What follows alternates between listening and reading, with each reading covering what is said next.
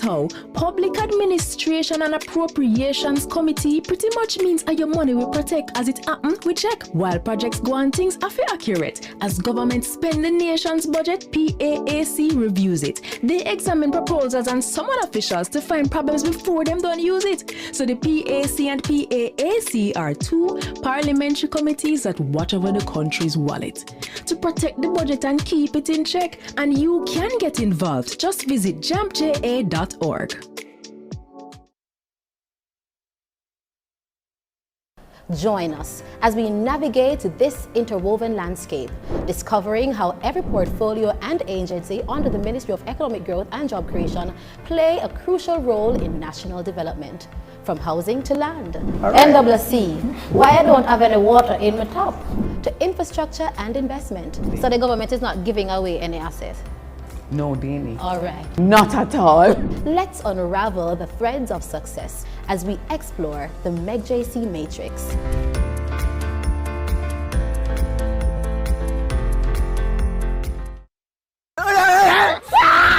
The one camping tent. I'm gonna show you why I'm about. End up here over here, son of a lift up now. Welcome to Flatbridge. The infamous Dopey Church. I'm never afraid. If you wash your face with rice water, then you can't see Dopey. No, me don't want to see Dopey, no. If I turn the yoke to the left, then the airplane will bank to the left. Oh, that! Oh, that! Where's my bicycle, dog?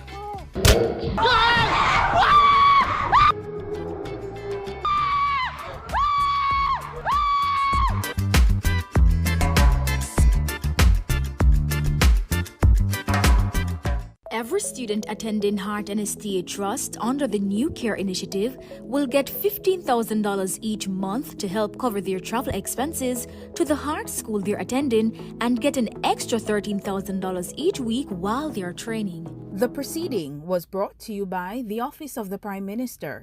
On Sunday, August 11th, in the quiet community of Cherry Tree Lane in Clarendon, our entire nation was shaken by a brutal act of violence.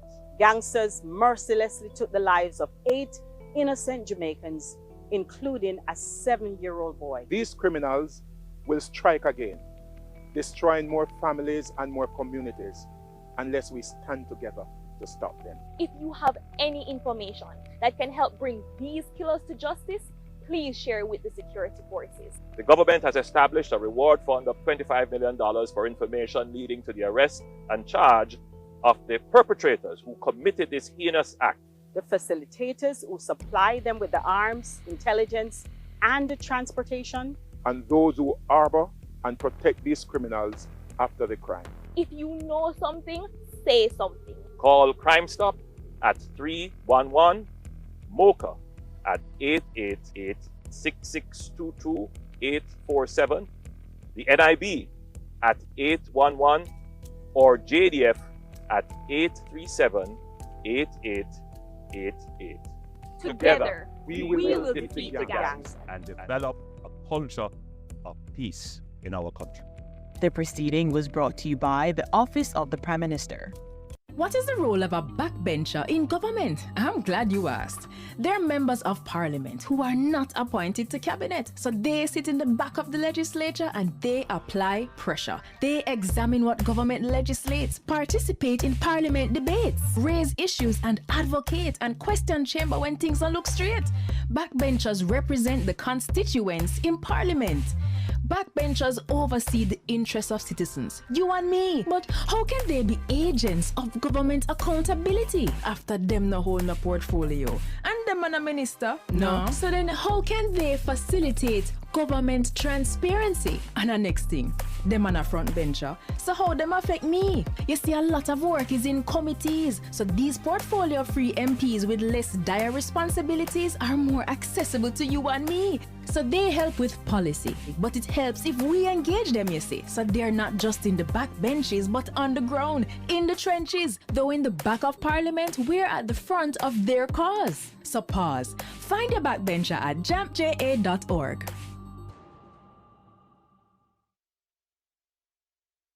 Na na na na na na. We want a peace for Jamaica. Yeah, yeah. We have to be our brother's keeper. Yeah, yeah. Jamaica live good, yeah. I make we enjoy life. What we feel safe at night. Jamaica live good. I better you and I. No say we future bright. Jamaica live good. Come together as one. I make the violence the one. We care about our minimum wage earners. That is why we increased the minimum from the previous increase of 13,000 to now 15,000. And as our economy continues to improve, you can look forward to even more increases. Your government is caring for you. The one camping tent. I'm showing why I'm about. Ended up here over here, son of a lift up now. Welcome to Flatbridge. The infamous Dopey Church.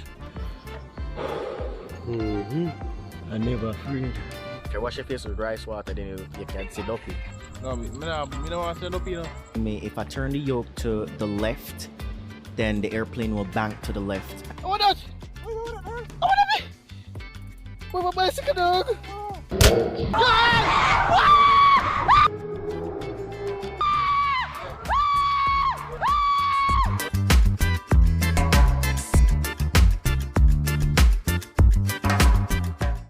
Join us as we navigate this interwoven landscape, discovering how every portfolio and agency under the Ministry of Economic Growth and Job Creation play a crucial role in national development, from housing to land. Right. NWC, why I don't have any water in my tap, to infrastructure and investment. So the government is not giving away any assets.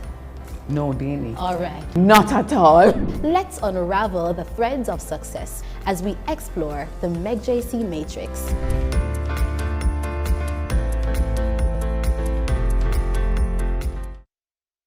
We want you to enjoy the beauty of our island home, and that includes your beaches. That is why we are upgrading at least 9 beaches and equipping them with restrooms and other amenities for your comfort. Jamaica's beaches are your beaches. Your government cares about your recreational environment. Most Jamaicans will tell you corruption in politics is deep-rooted, and I just saw it said, and nothing can do about that. But actually, there is, and another 152 countries are doing it. It's called asset declaration, and it works best where citizens themselves understand it and help to ensure the law is enforced. Corruption happens when public officials abuse their power to benefit themselves, family, or associates. Jamaica's Integrity Commission Act was designed to prevent corruption, and here are 5 things you should know. 1. Under this law, every year MPs and senators must report what they earn, own, and owe, and if they don't, they'll be sanctioned. 2. Their report must include the same kind of information for their wife or husband and children. 3. If they get a gift worth more than $100,000 from anyone who's not family, they must declare it. 4. A summary of the declarations of our Prime Minister and opposition leader must be published where the public can read it. 5. Parliamentarians can now be prosecuted by the Integrity Commission.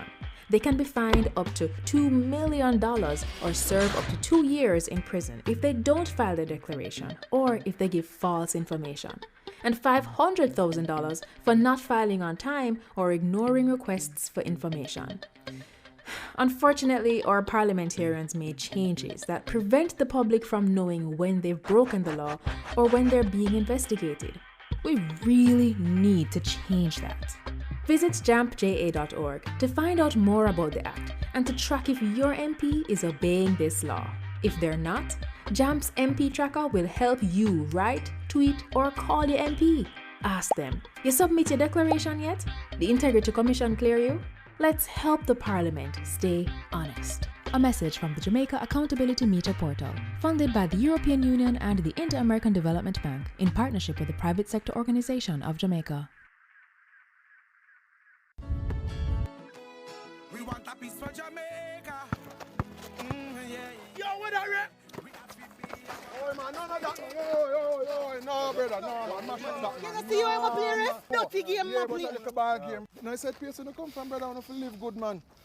I want to live good, brethren. No shake hand, I can play like a bad, brethren. Really have to shake hand? Yeah, man, and no badness, brethren. Just live good, man. Come together, I make the violence done.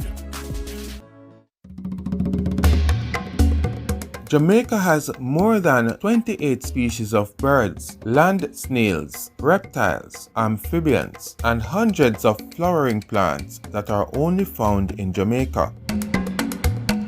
I am Marlon Samuels. Join me to learn more about Jamaica's native and endemic flora and fauna. No more guarantors for student loan. Your government cares about your education, and we don't want you to ever have to worry about going to university. The Students' Loan Bureau has a loan for you, so you can focus on your future. Come July, your NHT home improvement loan will increase to $3.5 million for qualifying applicants. Your government is caring for you. How do bills become law in Jamaica? Laws are made to create order, to ensure our safety, and to protect our rights against abuses by other citizens, organizations, and even the government itself. A bill is a proposal for either a new law or for a change to an existing law. Jamaica's parliament is responsible for making our laws, and that responsibility is shared between two houses. There are 21 parliamentarians appointed from both political parties to the upper house, also known as the Senate. And there are 63 members of parliament that we, the people, elect to the lower house, also known as the House of Representatives. To pass a law, there is a minimum of 6 stages required in each house. The process can begin in the upper house by a senator or in the lower house by your member of parliament. And their proposals for a new bill can certainly start with you, the citizen. Now, since the process often begins in the House of Representatives, let's start there. 1. The first stage begins with the introduction by the minister responsible for the bill, followed by the first reading of the bill by the clerk to the houses. This clerk is more like the CEO, the Chief Executive Officer for the Parliament. An announcement of the bill is published in the Gazette. This is a public newsletter that the government uses to inform the citizens of what the Parliament is doing on your behalf. 2. The second reading begins with a summary of the bill by the minister. The main reasons for the bill are discussed both by the government and opposition members to determine if Jamaicans would really be better off with the new law or changes to an existing law. A vote is taken by the House to determine if the bill will move to the committee stage. Sometimes before going to that stage, the minister responsible for the bill can recommend the use of a joint select committee. It's called joint as its members are taken from both the upper and lower house. To benefit from greater consultation, the committee is empowered to invite the public to share their views of the bill in writing or in person, and does so through radio, TV, and newspaper adverts. This joint select committee submits its recommendations to the House of Representatives. The House debates this report, and a vote is taken to determine if the bill should go on to the committee stage, where it is examined by a committee of the whole House. Yes, that's the name. And that's what it is, a committee of all the members of Parliament that carefully examines each clause and makes improvements to ensure the bill will achieve its objectives. As chairman, the Speaker of the House monitors the process to make sure the rules of the House are obeyed and the process moves along smoothly. 4. The Committee of the whole House examines the bill clause by clause, then sends its recommendations for changes to the House of Representatives. This is called the report stage. 5. The bill then passes to the third reading to allow a final opportunity for MPs to make changes before it is sent to senators in the upper house. 6 to 10. In the upper house, the senators go through the same steps we just described. If any changes are made, the bill has to be returned to the House of Representatives for their discussion and approval. Now, if the bill had started in the upper house, it would also have to be returned to them for approval of any changes made by the lower house. 11. Throughout the entire process, the bill is being checked by the Legislative Council. That's the Parliament's lawyer. But before the last step, a copy is sent to the Attorney General of Jamaica for final review and certification. 12. If all is well, the bill is sent to receive the royal assent from the Governor General as the representative of the Queen, Elizabeth II. The bill is now an Act of Parliament. The Act is gazetted, and the rights of Jamaicans are further preserved and protected by a new law.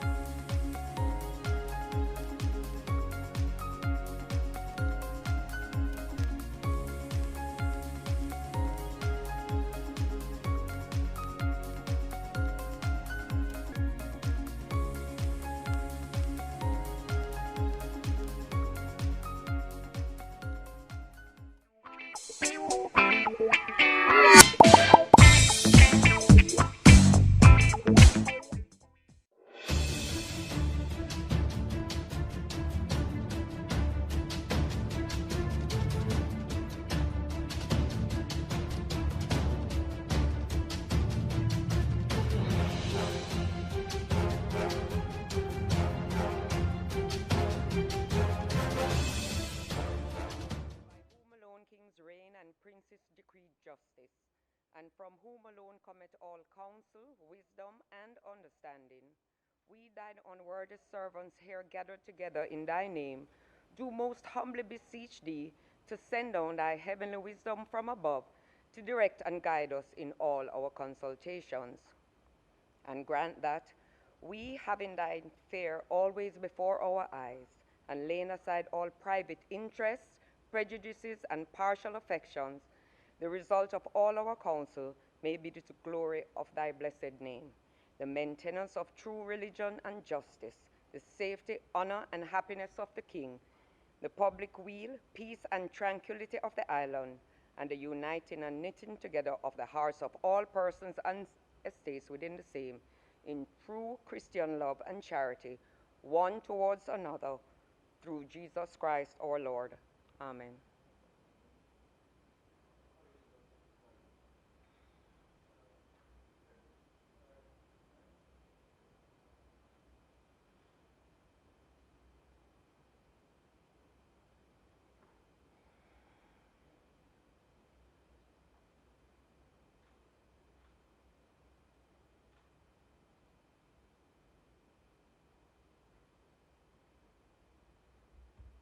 You may be seated.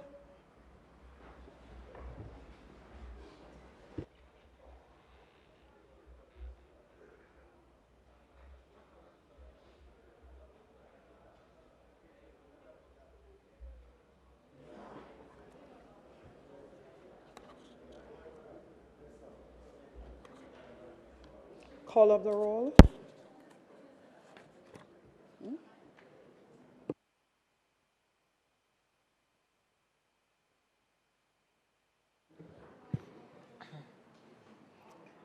Mr. Clark.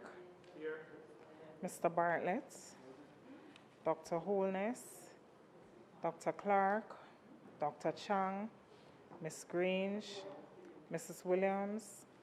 Mrs. Malahoo Fort. Dr. Tufton. Mr. Mackenzie. Mr. Chuck. Mr. Vaz. Mr. Charles Jr.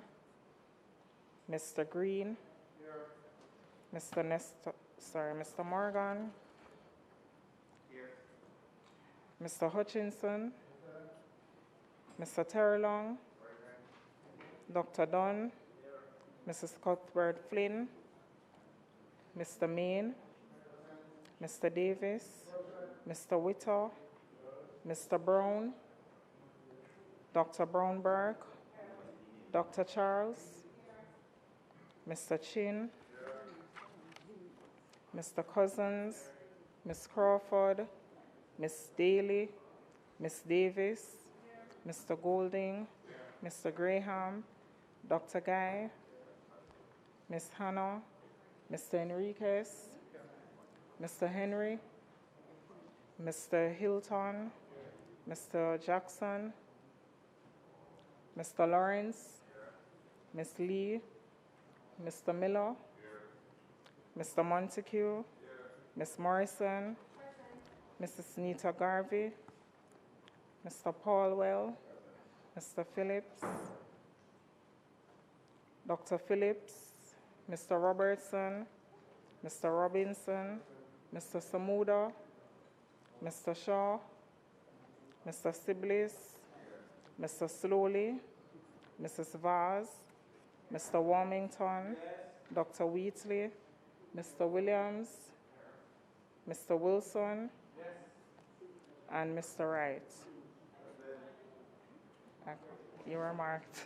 Thank you, Madam Speaker.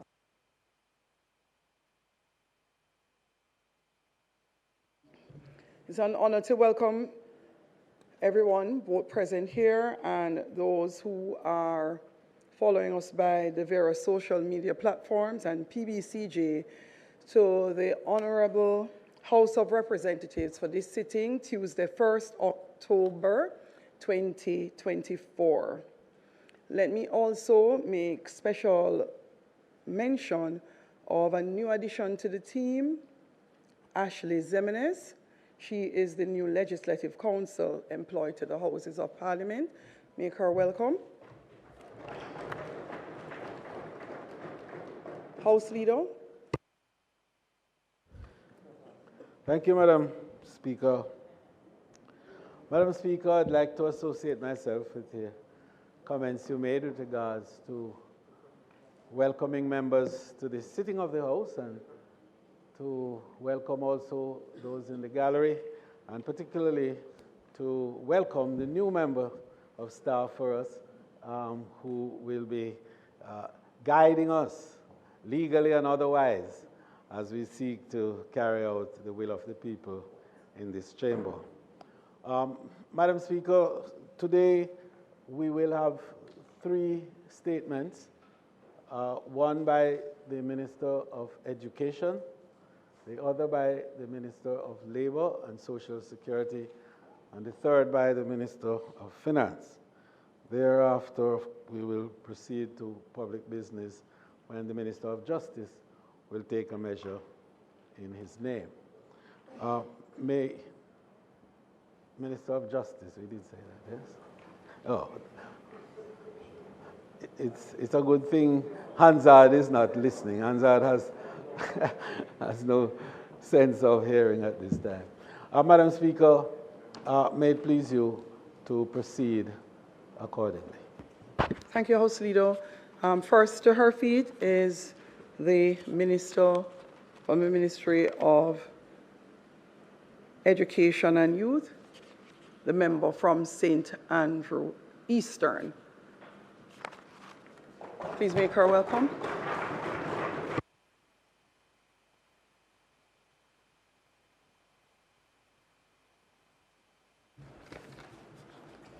Minister, have you circulated a copy of your statement?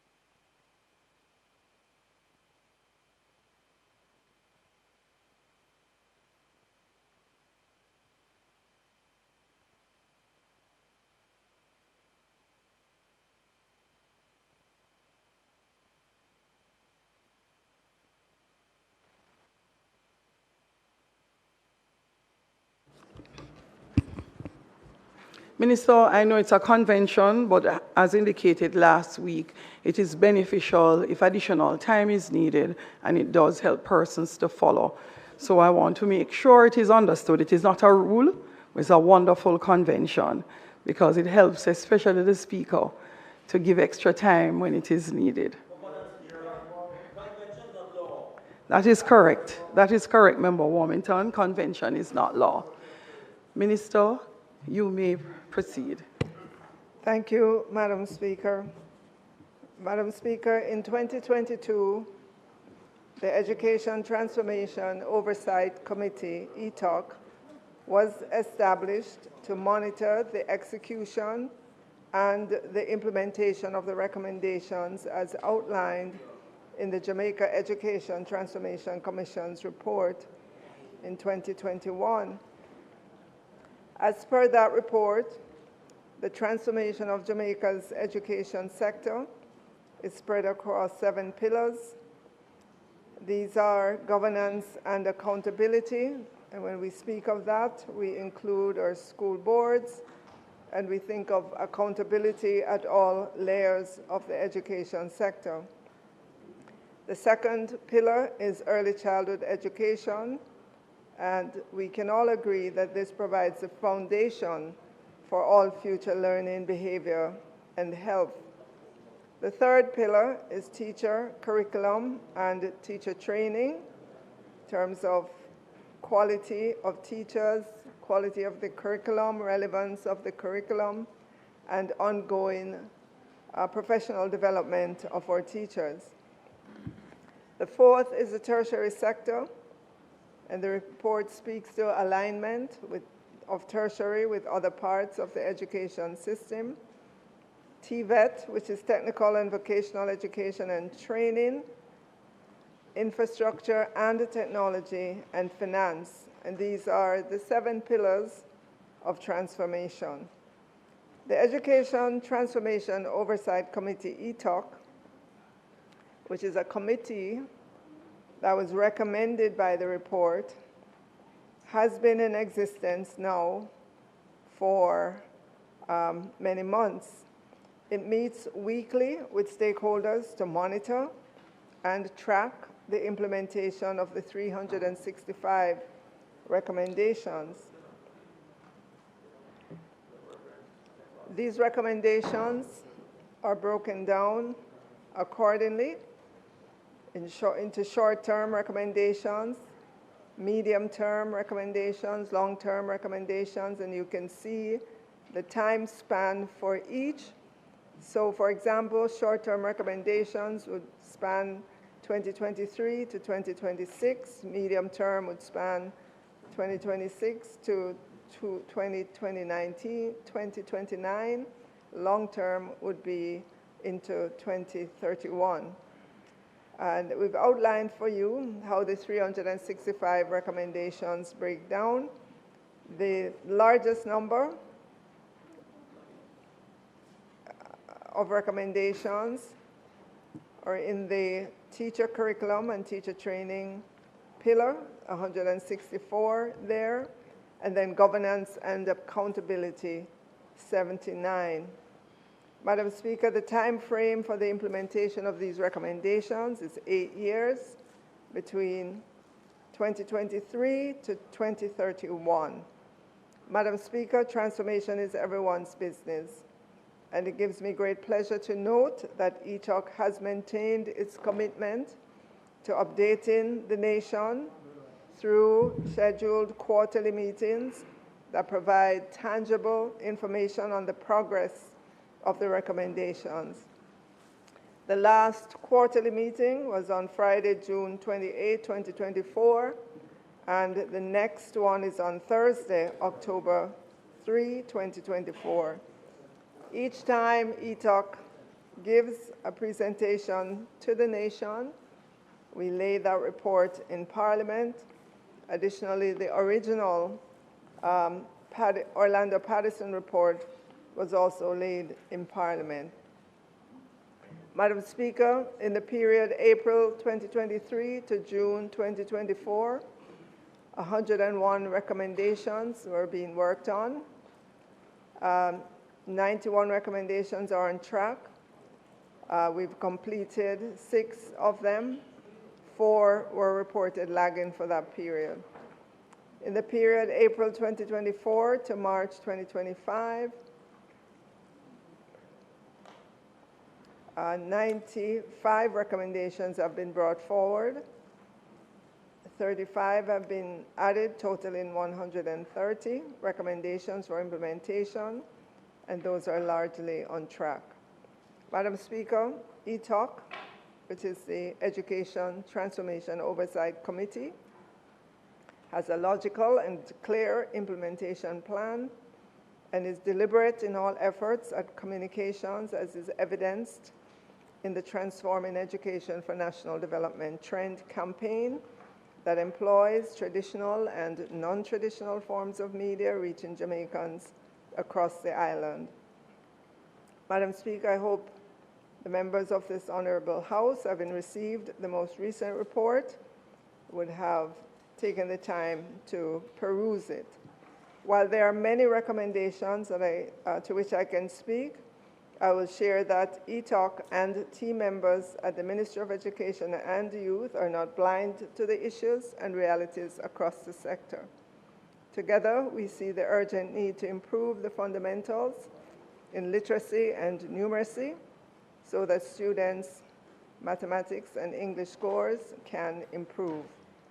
To achieve this, the focus has been on increasing teacher quality and effectiveness, increasing the relevance of curriculum, assessment, and the teaching and learning experience, providing inclusive teaching and learning environments and appropriate support services. So far, Madam Speaker, the Ministry of Education and Youth has fully funded, software licenses for students to use the Book Fusion app, the Learning Hub platform for grades 4, the Cheetah platform for grades 4 to 6, and these platforms have e-resources that are available for ordinary classes as well as exams. Some 8,000 laptops are being procured for primary schools. 810 interactive whiteboards are also being procured to include infant, primary, secondary, and colleges. There's also been a strong focus on training in partnership with the Jamaica Teaching Council, JTC, Ministry of Education and Youth's Core Curriculum Unit, and IDB partners. 9 additional courses have been onboarded to the JTC's learning management system, and more than 12,000 teachers trained across various topics.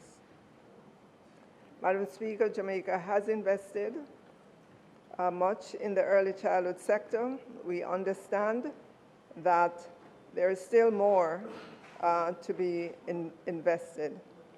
We are improving monitoring, we're improving coordination, oversight, and governance of this sector.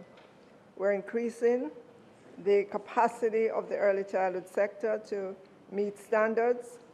We're increasing access for children and parents to higher quality early childhood development. Madam Speaker, the work of transformation continues in earnest. We're about 15% of the way through the process of conducting a comprehensive review of the current early childhood legislation. The early childhood policy is 45% complete. But of importance, Madam Speaker, is that since the start of this financial year, some 1,642 early childhood practitioners have been trained, with 300 of that number undergoing training between July and September 24. And I want to commend the Early Childhood Commission for improving the depth of the professional development programs available to early childhood practitioners. We're currently working on formalizing a parallel pathway for in-service early childhood practitioners to obtain a first degree and are approximately 15% complete. Madam Speaker, I want to remind this Honourable House that children with special needs are at the forefront of our plans and actions as well. Through the Legacy Project, we are retrofitting more classrooms in infant schools to ensure support and that we meet the needs of all children.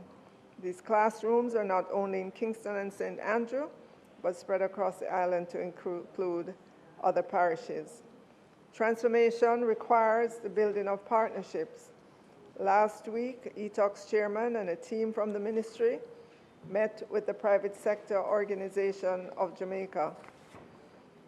We have already begun meeting with philanthropic organizations, including foundations and companies with corporate social responsibility components, and will continue to do so in an attempt to engage all sectors of the society to the work we're doing.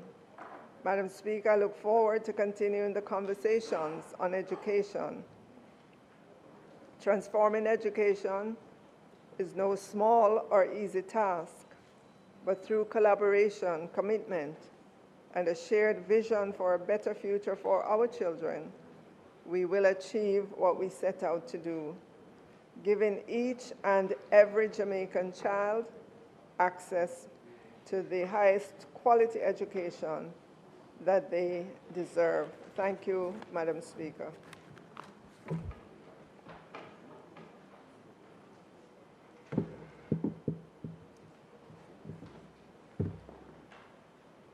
Responding will be the member from St. Andrew Southwest. Thank you, Madam Speaker. Let me first of all thank the Minister for the statement on the education transformation and the information that she has provided. I believe that it is a succinct statement on the on ETOC and also the approach to the transformation of education according to the Patterson report and the work of ETOC. And I believe that we're pleased for that. I join Minister in asking members here in the House as well as individuals engaged in education to make sure that they do take a look at the quarterly report so that they can be aware of where we are going, what's happening, and what is left to be done. Minister, there are just a few questions that are raised as I read, and I see the focus in terms of literacy, numeracy, and so on, and what is being done. I think that an important issue that keeps arising is really in terms of payment to teachers. So I want to just, payments, yes, to teachers. And I keep saying sometimes we say, oh, it's not many, it's just a few, and therefore, why are we raising it?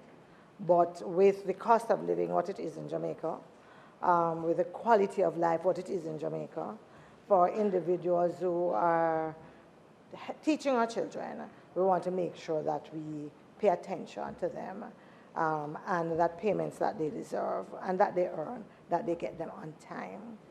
I also note, Madam Speaker, the funded software licenses for students to use. I remember in an earlier iteration, a report being given on the software that teachers were supposed to be using. And I remember when we got the figure in terms of engagement, how shocked many were. So I didn't see it here, so I wanted to ask, what is the level of engagement? Are we monitoring that? Making sure that not only are the software licenses funded, but they are actually being used, and we are monitoring the percentage of persons who are engaged using them, and also, just as important, those who are unable for one reason or another to use it, whether it is because they don't have access to devices to connect, stable connectivity, or whether their home situation does not allow for the monitoring of that. So it would be good to get that kind of a report to get a better understanding as to where we are with that. I want to raise the same issue, Madam Speaker, or same question in terms of the more than 12,000 teachers who are trained across the various topics, and that I think is in the core curriculum unit, and the 9 additional courses that the minister spoke about. It would be good to know what percentage that represents of those who are targeted. Yes? So 12,000 teachers have been trained across the various topics. But what is the target? And where are we in terms of that? And what percentage does that 12,000 represent? I also wanted, Minister, you did speak about a parallel pathway for in-service early childhood practitioners to obtain a first degree, and that is 15% complete. I think that is extremely important, because in my discussions with persons who are engaged in early childhood teaching and learning, many have become frustrated in terms of seeking a seamless path from where they are to get into teaching and to move from there. As you and I would know, many of them who are at early childhood institutions, in terms of the level of remuneration, without higher qualification, that they are struggling. Yes, they are struggling. Many of them say to me that based on where they are and the remuneration that they're getting, it is a struggle to manage. So I want us to make sure that we look at that. Also, we are very, very clear that the early childhood institutions, when we talk about them, if we are only focused, and I understand why we would be tempted to be, on those that are within the purview of the ministry, that is one set. We also have to look at the majority that are actually not under there, but are community-based and offer a level.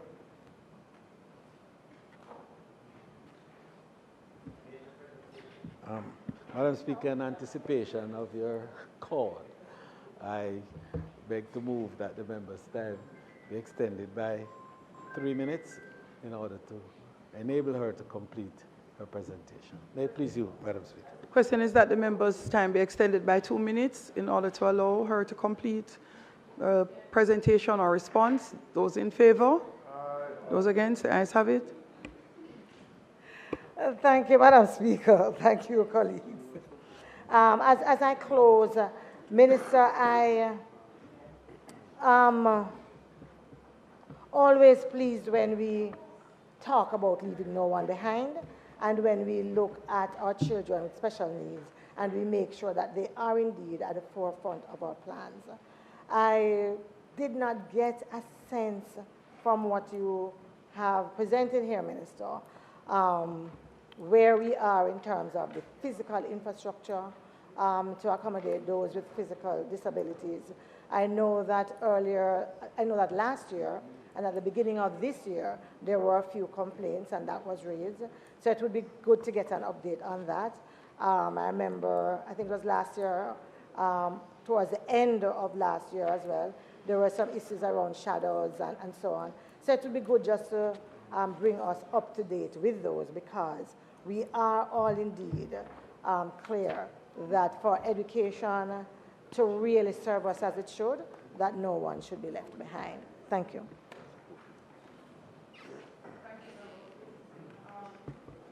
Minister, there is a question from the member of St. Mary Central. Thank you, Madam Speaker. Minister, the member from Southwest St. Andrew spoke somewhat to the question I'm going to ask. In your presentation, you made mention of the retrofitting of classrooms for children with special needs. But having regard to the fact that the majority of early childhood institutions are not operated by the mainstream Ministry of Education, and they would see the vast majority of students with special needs, what provisions are being made through the ministry to accommodate these students? Is it that the ministry is asking that these private or church institutions that operate in the communities where they have special needs children, that they send those children to the government infant schools where the facilities are? And if not, what are the plans to assist those, because at the end of the day, whether it is a ministry-operated infant school or not, it is catering to the children of the people of Jamaica.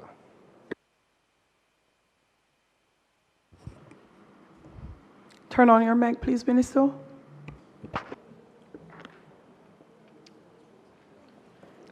Thank you, Madam Speaker. So I'll start with your first one, member, with regards to payment for teachers, and I'm assuming that you're talking about instances in which there may be late payment.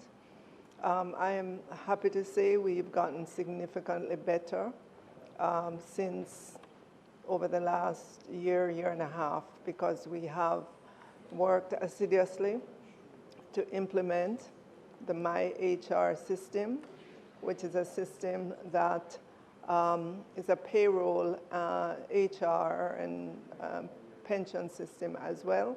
So we've gotten significantly better, and you're not hearing in the public domain these cries of being late. At the same time, though, I want to say that it's not perfect, and especially when we begin a new school year and bring on new teachers, there tends also to be that situation. This school year, we worked overtime to ensure that we don't have new teachers who are not getting their payment at the end of September. And we did a very good job. I know that there's only one school so far, of which I am aware, that told us that some teachers did not get their payment on time. And when we looked into it, in many of the cases, there were a handful of teachers. Documents came in late. No,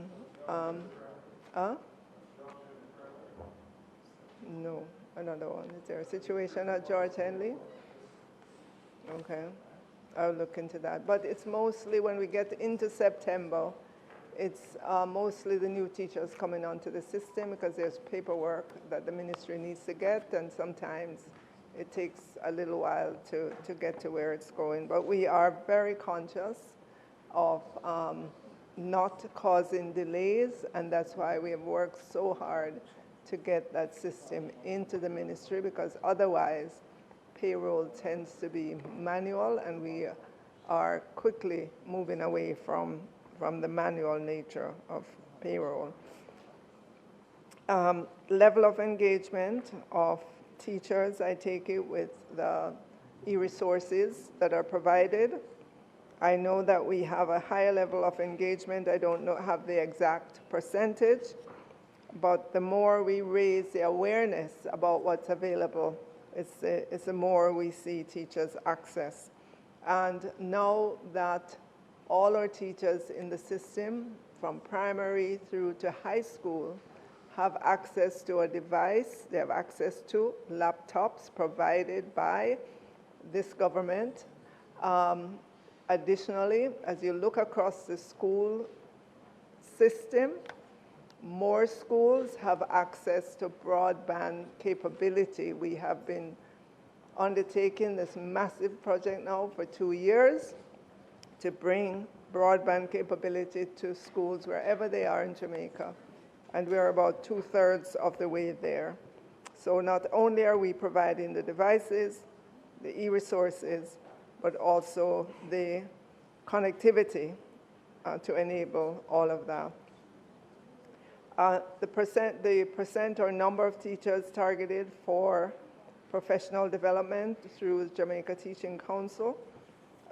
We mentioned that 12,000 teachers have gotten professional development in a number of different areas.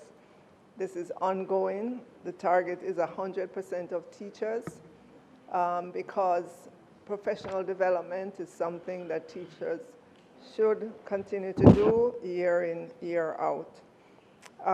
Parallel pathway in early childhood for the teachers.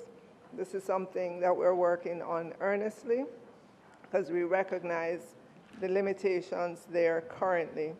And I'm sure I'll come back to Parliament to talk about this, because I think it's going to be extremely positive for the sector. Assistance to basic schools, which are those schools, those early childhood institutions that are run by others other than government. We do provide, as a government, assistance in a number of different ways. One very big way is a stipend that we give to the trained teachers in those institutions. Those institutions have access to resources as well at no cost to them.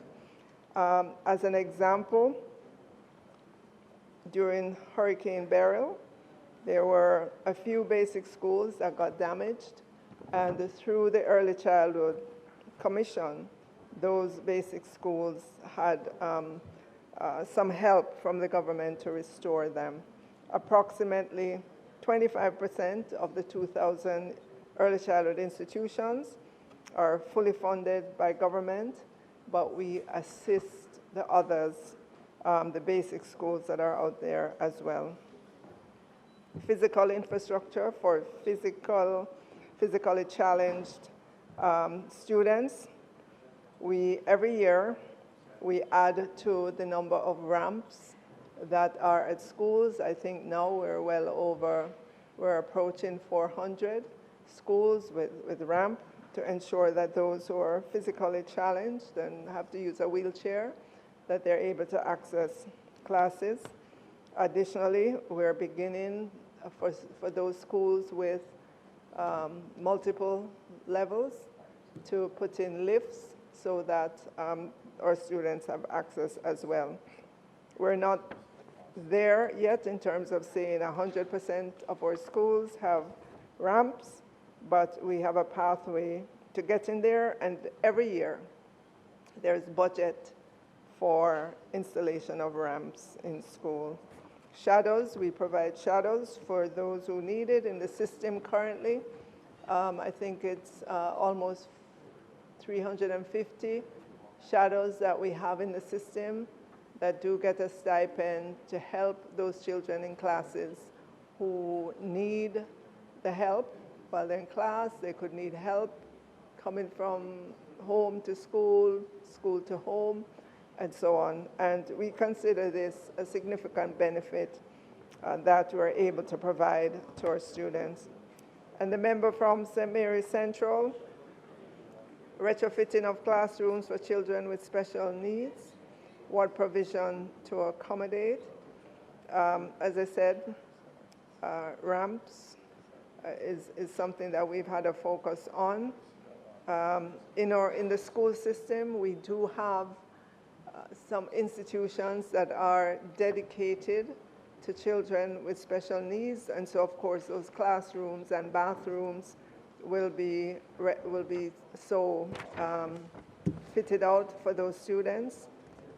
Where we have students with special needs that are fully integrated, are mainstreamed into other classes, of course we make provisions as well for those students if they have to use wheelchair or they have other special requirements.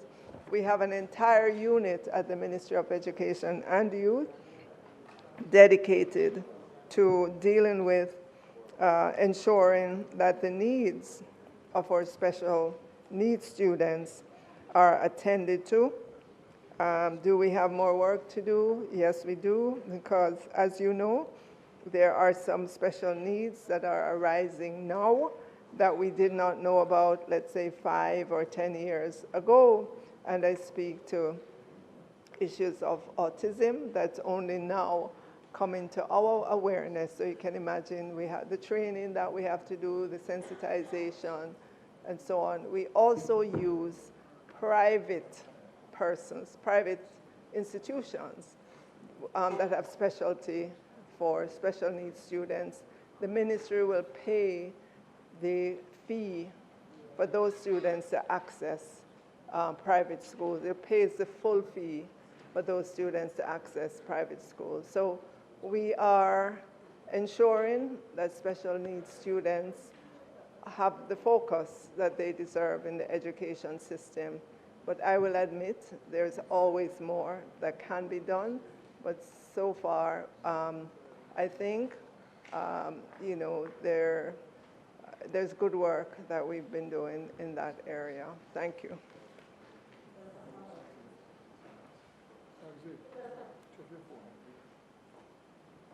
Just a follow-up, Minister.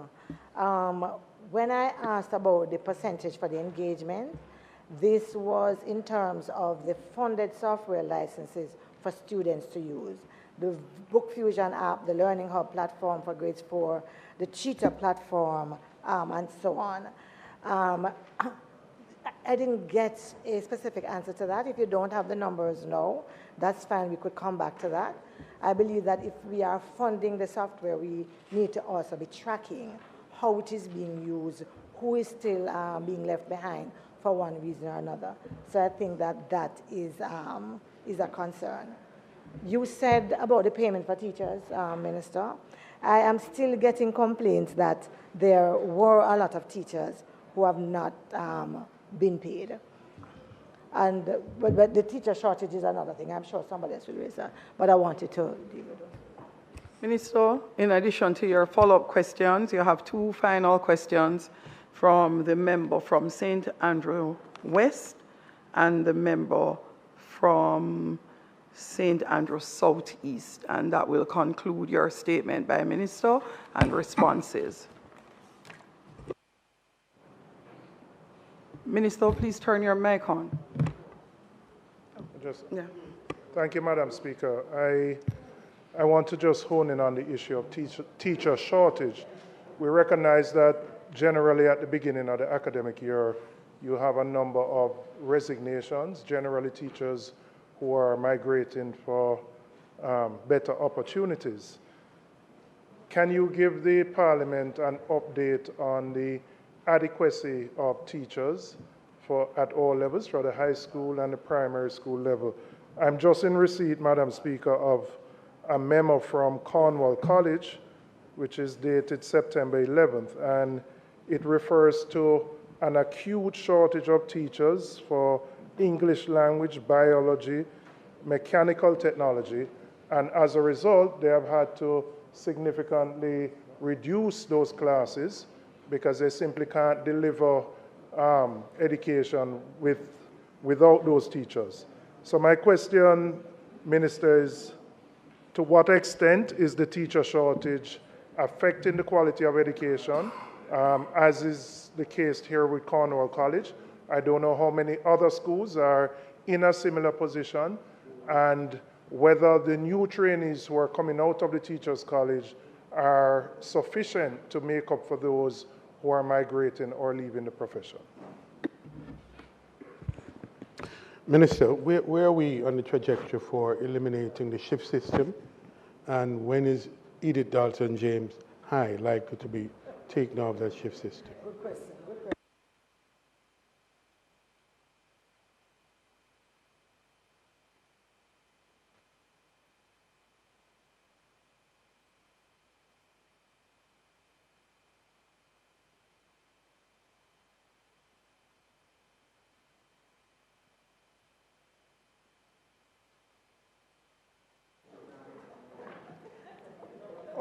All right, so member, we do track the usage of the platforms that I stated. I just don't have the numbers with me, but I can say because those platforms also focus on the PEP subjects, that they're more used than any other platform that we have. The shift system. Member, we have, when I started at the ministry, we had some 38 schools still on shift, and now we're down to less than 30. We will continue to take schools off a shift. I will come to you in terms of the timeline for Edith Dalton to get off the shift. But that is something that we're serious about. That's something we're serious about to eliminate from the system. to ensure that all our students have the same access to school, because we know that time on task, meaning time in the classroom with teachers, is important for learning. And when you look at the shift system currently, students have to wake up way early to get to school, sometimes depending on where we are in the year. It could be dark, and some of them go home way late as well. And just to say, recently, we took Ocho Rios Primary School off the shift, and I was bowled over by the students in terms of them singing about getting off the shift, or just talking about it. They were so elated. So I know that it's really a positive benefit for our students. I will come back to you in terms of Edith Dalton in particular, the time frame for that. And in terms of member, about the cadre of teachers in the system, I wish I had the number here with me about the new teachers that we've welcomed in the system. I know it's over 700 new teachers that we've welcomed in the system. Yes. All right. We're not saying at any particular school there may be, right? You've brought Cornwall College to the attention of the Parliament. In different schools, there may be a gap for a particular subject area. We're not saying that every school has their full cadre of teachers. We love for our schools to flag it to us, because it is at the school level that teachers are hired. So the schools have to inform us as to where they are. So, for Cornwall College to say they're missing, or they would like to, they don't have, we'd love to know about that as well, because it's at the board level that the hiring of teachers happen, and we only get that information after they've gone through the process of hiring teachers.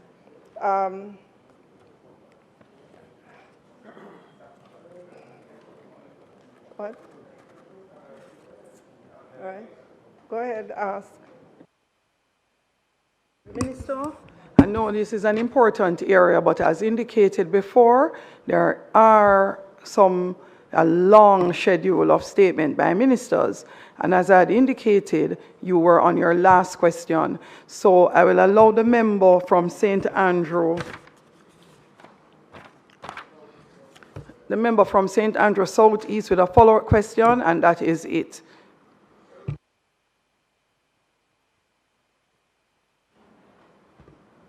No, my follow-up is really in relation to, this is a process question that the minister spoke to in terms of how do you know how many teachers are absent.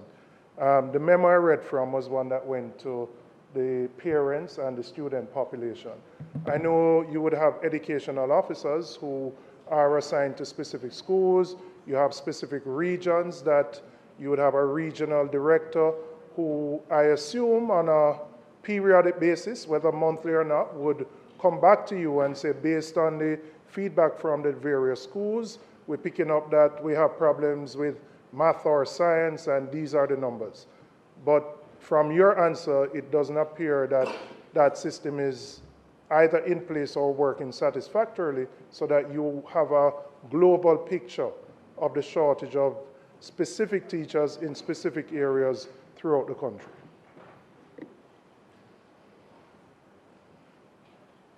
So member, my HR system is going to allow us to keep track of teachers, knowing their profession, knowing their subject areas, and a lot more about teachers than we do now. We have to depend on that system that you just described, where the school makes it known to the education officer, who then makes it known to the region, finds its way to the ministry to see how best we can intervene in that situation. I know our principals on the ground, they have flexibility in terms of their timetable, in terms of different strategies that they can use if they're missing a particular subject area. And we implore them all the time to use this flexibility that they have. Obviously, we love to see our trained teachers at their station every day in our schools, but in the event there are gaps. We do work with our schools as soon as this information comes to us about what it is that's needed in the schools.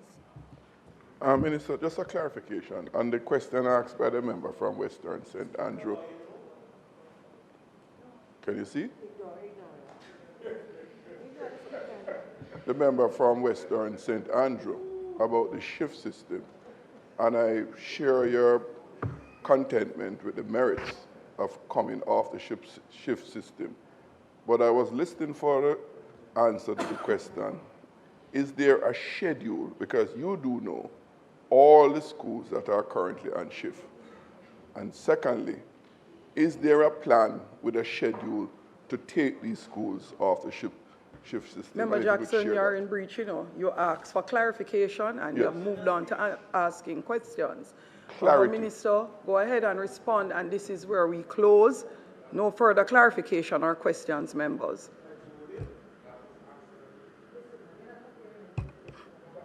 Minister. Thank you, Madam Speaker.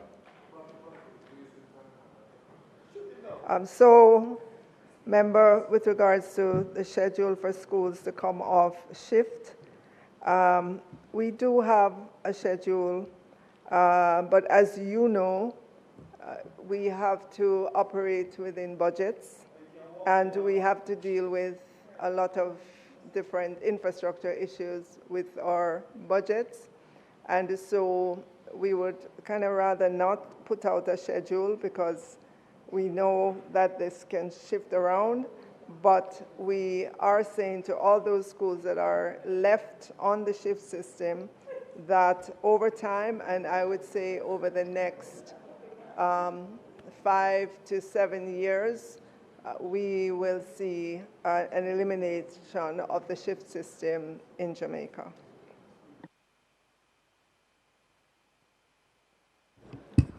Next to his feet is the Minister of Finance and the Public Service.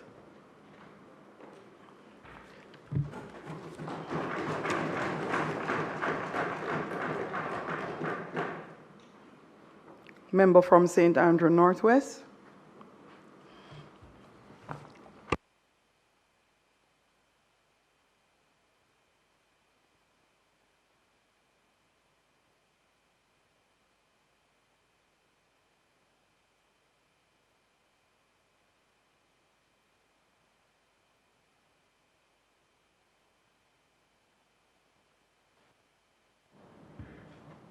Thank you, Madam Speaker.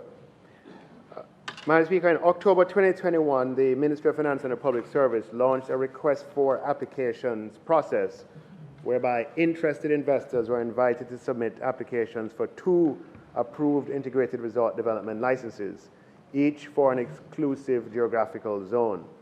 In my capacity of Minister of Finance and the Public Service, I established an enterprise team to receive and process applications, oversee the due diligence exercise, and make recommendations to me regarding the award of integrated resort development orders.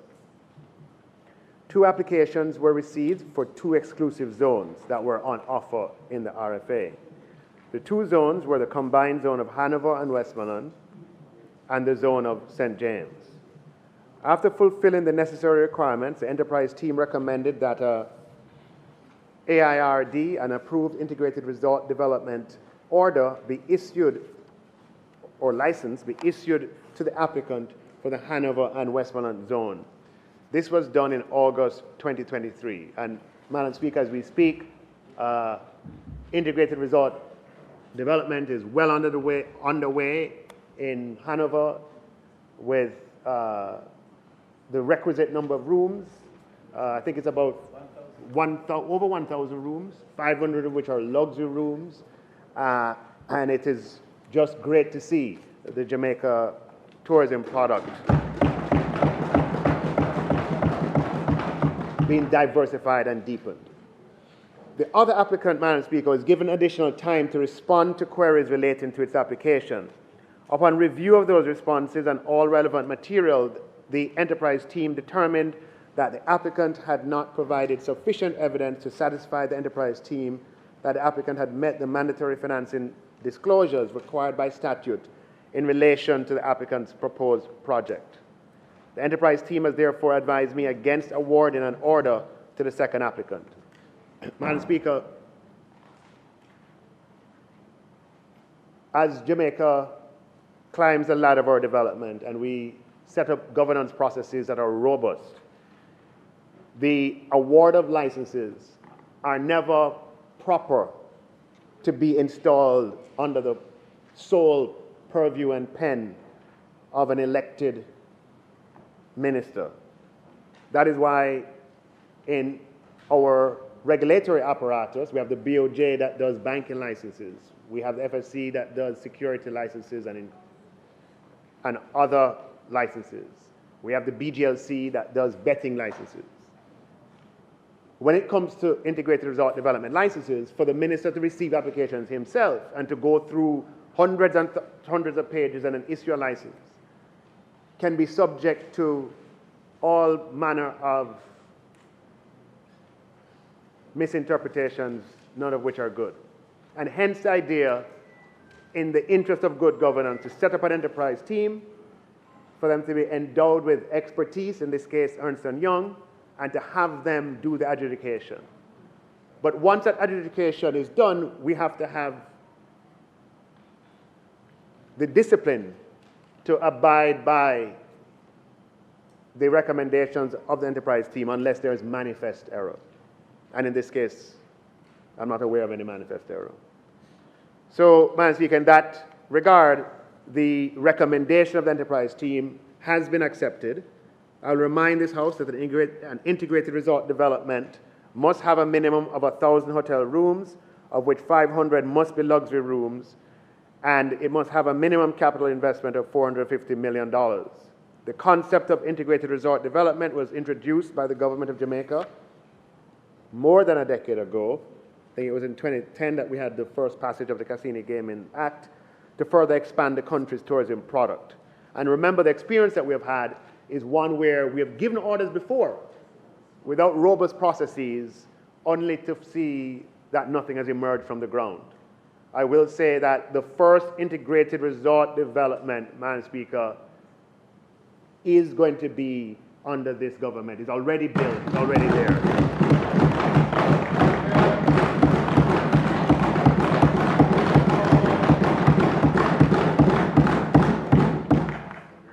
These luxury developments, Madam Speaker, are not limited to hotels, but villas and spas and recreational facilities, shopping centers, and casino gaming. And in order to uphold the integrity of the process, we have to set clear criteria in an application process, and it doesn't matter who the bidders are or what their level of support may be. If they don't come through the doors of the requirements of the application, they will not be successful.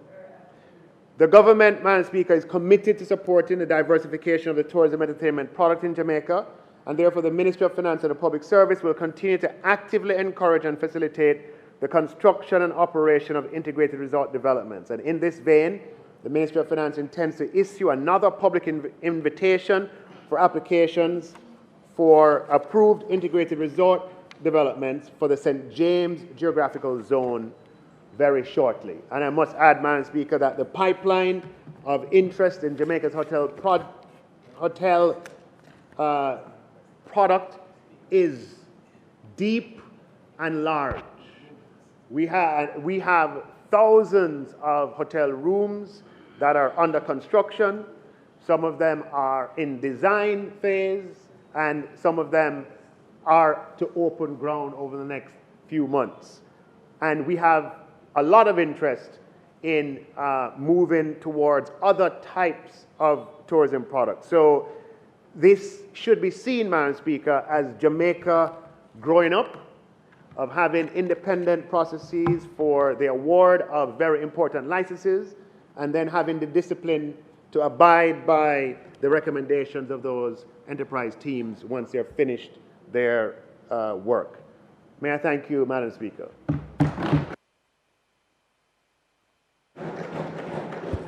The member from St. Andrew Southeast will respond. Thank you, Madam Speaker. A couple of questions for the Minister. Could you remind the House of who the first license was awarded to? You indicated in August 2023 the name of that entity who got that first award for the Hanover and Westmoreland zone. Secondly, could you give a more specific time frame as to when the new request for proposal will be issued and how long that will be out, and when do you anticipate being in a position to select another awardee? And then the third question relates to the harmonization project, which would have preceded this. I want to know whether the government has met all the obligations on the GOJ side to facilitate the commencement of that project. Thank you, Madam Speaker. On the first question, I would have issued a press release at the time informing Jamaica that the enterprise team had recommended that Princess Hotels, which had applied for an ARD license for the exclusive territory of Hanover and Westmoreland, that it be awarded to them. And that was fulfilled. And as I mentioned in my opening remarks, Princess Hotel is far advanced with the completion of the hotel. They actually started building prior to the award of the license, and they have 500 luxury rooms coming up. They have overwater bungalows and 1,000 rooms overall on I believe, a 2,000-acre property, which will have multiple other facilities. So it's quite a promising development and one that we're very proud of. Your second question had to do with the timing. Given that we have just had such a process and we have an enterprise team in place, I would want to move as quickly as possible. That's only subject to how quickly the bureaucracy can move. But it would be great if we could. It would be great. I'm not saying that we'll achieve it, but it would be great if we could have it reopened in October. And it would be reopened for. I believe the last time we had it open for 6 months. And thereafter, enterprise team would do its work in the way it has. With respect to your question on Harmony Cove, even though the statement is not on Harmony Cove, I will oblige. There was a release earlier, about a month, in about June of this year, I believe, if I'm not mistaken, or early July, where we updated the country that we had reached a new framework agreement with the promoters of that project in the form of a restated and amended joint venture agreement. The government's obligations under that agreement are, one, to amend the IRD license that they already have, to ensure that they have, the requisite time period, i.e. to reset the license to begin now. Two, to amend the geographical territory as agreed. And three, to ensure that the government, as a joint venture partner, that the financing of the design and other pre-construction works, that the government's share of that financing is received by the joint venture company. And then, of course, to act with alacrity, but in accordance with Jamaica's rules and regulations, to ensure that the approvals for the construction are received in good time. Jamaica is making progress on all of these, including the, putting the financing in place. In fact, I believe that the first capital call for the design works has already, if I'm not mistaken, has already been dispersed. Just two follow-up questions. On the harmonization, what's the totality of the government of Jamaica's obligation from a capital investment perspective? And secondly, in terms of the geographic zones, you made reference to two. Is there contemplation for similar types of projects, whether it be on the south coast or on the eastern part of the island? And where are we in terms of getting to that stage? Yes, that question. The government is a owner. The government owns 50% of the Harmony Cove development. We are contributing our land, and we are contributing just $25 million US for what will eventually be a project that will have over $1 billion of investment, inclusive of the value of the land, maybe $1.2 billion. So the government has been able to to leverage its assets in a considerable way, putting up $25 million plus the land, and to be able to crowd in over $1 billion of investment into Jamaica. With respect to the second question, remind me. Right. So, Madam Speaker, Jamaica has been talking about, casino gaming for 15 years. The Casino Gaming Act first came into existence in 2010. And we were talking about it before, so maybe there's 20 years probably. 2010 is when it came into effect. But it's only now that we have the first integrated resort development coming out of the ground. So we have had a very choppy experience until now. What we have therefore decided to do to ensure that we have good bidders for our exclusive zones is to limit, in the first instance, the number of such operators in the country to 3. Right? So everybody will be incentivized. If you want to be in this space, you have to come now. And those 3 zones are Hanover and Westmoreland, 1, St. James, 2, and Trelawney and St. Anne as 1 zone. And that's a zone that Harmony Cove will have. It is absolutely contemplated that in the future, Jamaica can develop other exclusive zones that do not compete with these 3. Possibly one in the east, once the airlift issue is solved, possibly one on the south coast, maybe even one in Kingston. But it would be premature, I believe, to be speaking too much about those. What we have to do first is to ensure that we have successful investments in these 3 zones. And thereafter, the exclusivity is for a fixed period of time. The period of time, I think, is 13 years, if I'm not mistaken. It's between 10 and 13 years. Yeah. So it's exclusive for that period. Good question. After that time, we can have other casinos in those regions. So the idea is to get the first 3, make them successful, and then we can take it from there. Thank you, Madam Speaker. Thank you, Minister. Next presenter to his feed. And final statement by Minister comes from the Minister of Labour and Social Security. He sits in the House as the member from Clarendon South East. Please make him welcome.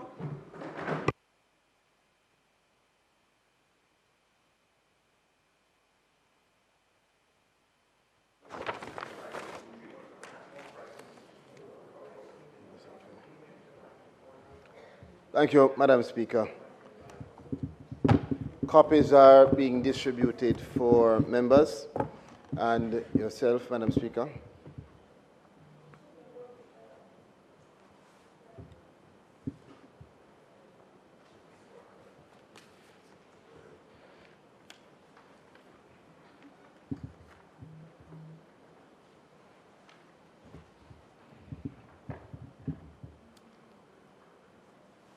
With your leave, Madam Speaker, I'll proceed.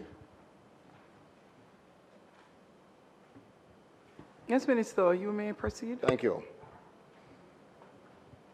Madam Speaker, I rise today to give a brief statement as it relates to the Ministry of Labour and Social Security's efforts regarding our labour road shows, but also I take the opportunity. Today is a day in which older persons across the globe are also celebrated. It's International Day of Older Persons. So I just want to acknowledge that as well. International Day of Older Persons. No, not the elderly. Madam Speaker, undoubtedly, in today's dynamic world of work, change is the only constant. The advancements in technology, market fluctuations, and evolving demands of consumers mean that the workplace landscape is in a constant state of flux. In embracing the change, we recognize that we can turn these shifts into opportunities for productivity and growth. And the Ministry of Labour and Social Security has been seizing the advantages hidden within these shifts by ensuring, Madam Speaker, colleagues, that we turn these shifts into the opportunities for us to advance the transformation of Jamaica's workforce for greater resilience and sustainable development.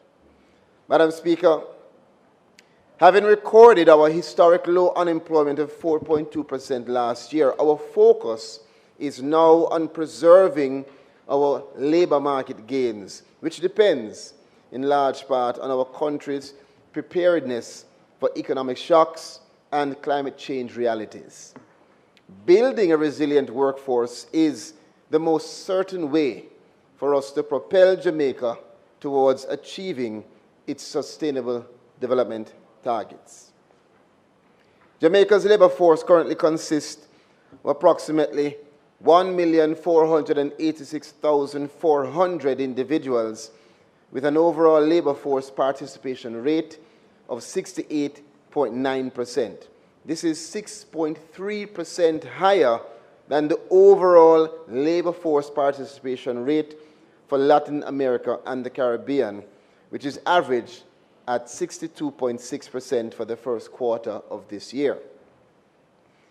For us, as we prepare for the upcoming Second World Summit on Social Development in 2025 next year, 30 years after the historic gathering in 1995 where participants approved the Copenhagen Declaration on Social Development and its program of action, the Ministry of Labour and Social Security, we have a laser focus, and we're focused on a human-centered three-pronged approach to the labour market development. One, job seeker readiness for emerging and expanding job opportunities. Two, employer education and training on the changing world of work and the opportunities for engagement in new industries. And three, Madam Speaker, strengthening the worker-management synergy for selection of the best suited workers, job retention, and industrial harmony. It is important for us to highlight that the future of work begins now. And our ministry, through our MLSS On The Go initiative, has recently hosted the Western Regional Labour Talks Roadshow under the theme, Transforming Jamaica's Workforce for Greater Resilience and Sustainable Development. The roadshow featured, Madam Speaker, a mega job fair and also an information session, panel discussions, discussing training and development of workers, bringing potential employees to a place, members of the trade union, experts, academia, all to have conversation and social dialogue on how we can move forward the discussion relating to labor in Jamaica.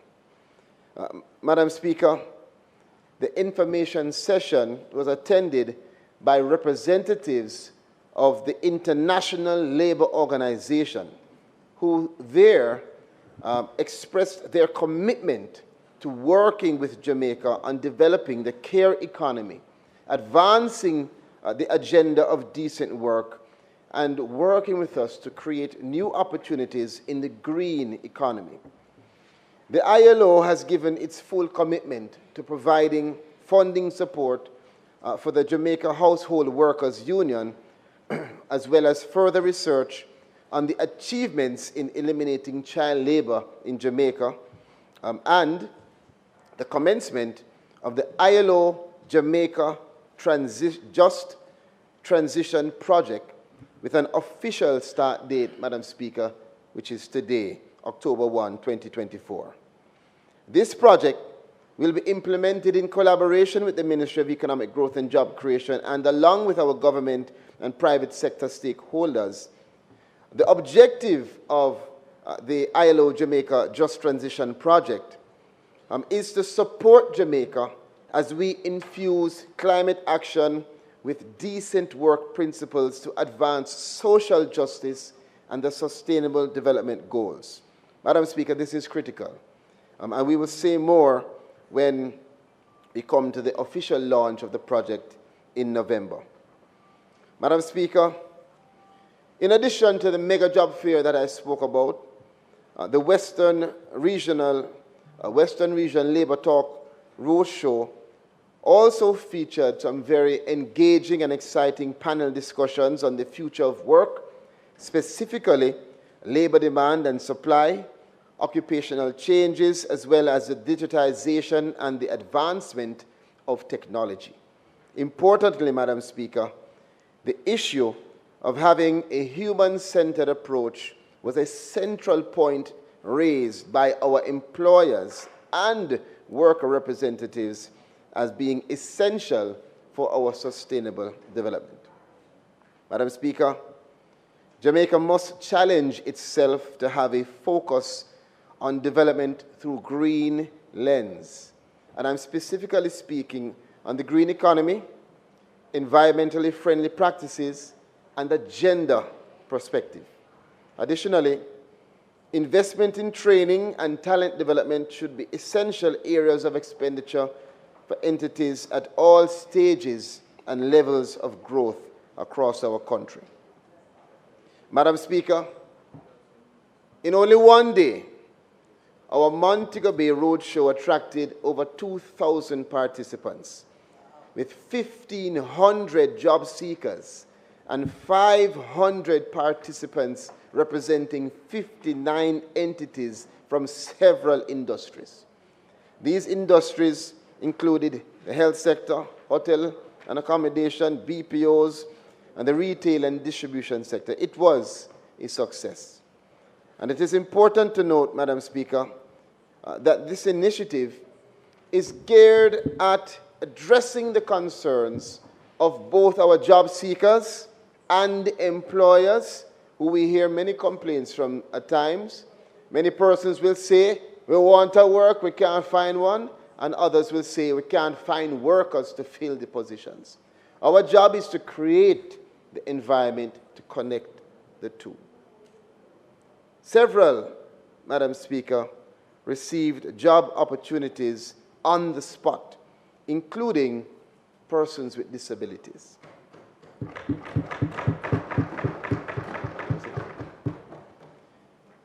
The Ministry of Labour and Social Security, we will continue in our efforts to close the labour gap, and in this regard, job readiness training is a part of our approach, as well as facilitating the screening and selection exercise.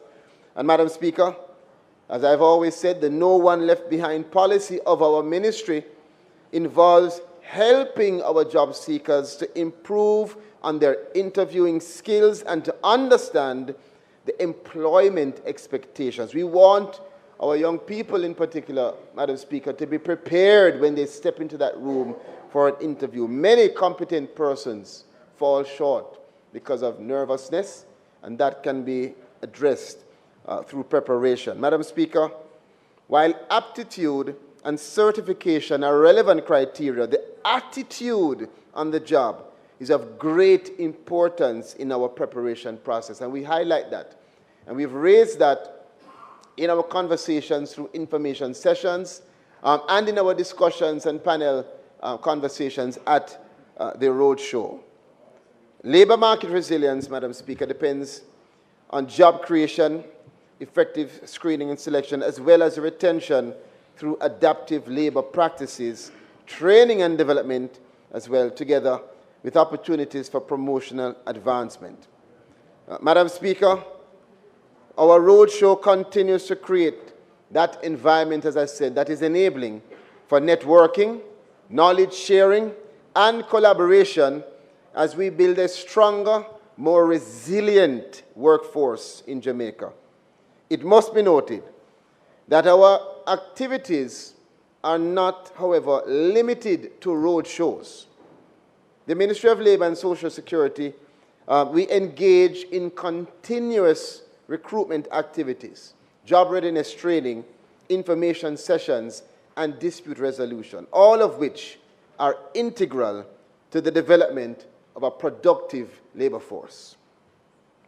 Madam Speaker, the next in our series of roadshows is scheduled to be in St. Ann in November, and we should be going to Manchester early next year and on to other parishes. These roadshows will provide another opportunity for employers and workers to connect.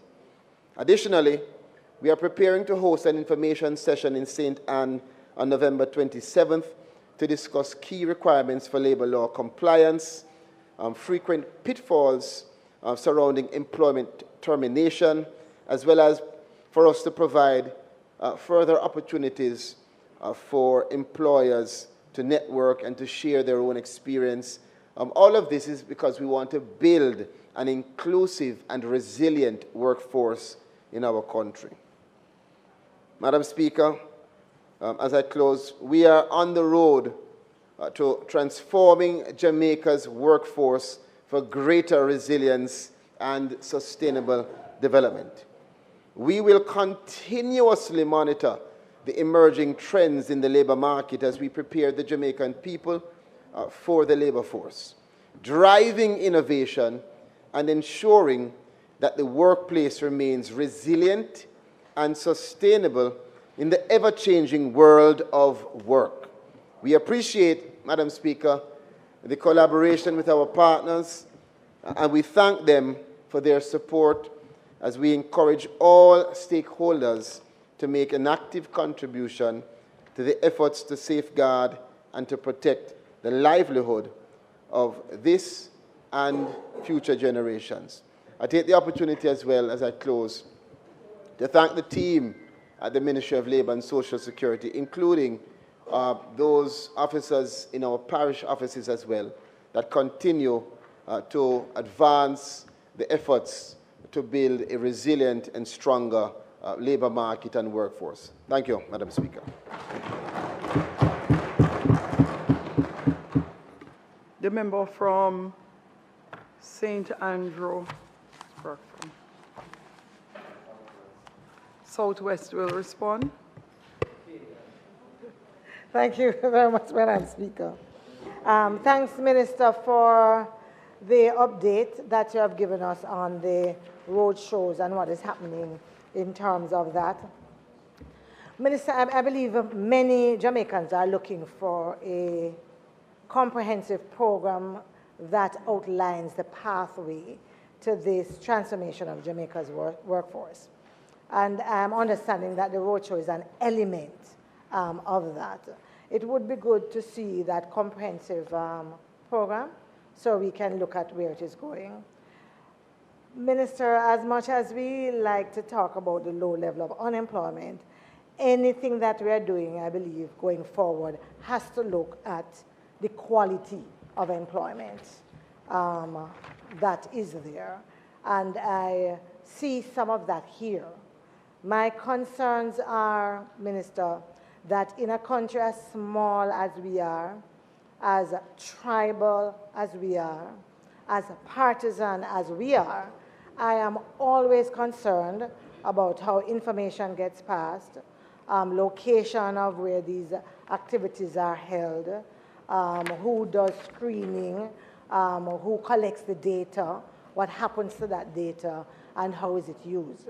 Now, from what you're saying, I gather that some of this has been done on the spot with some of the employers who are there, which is good.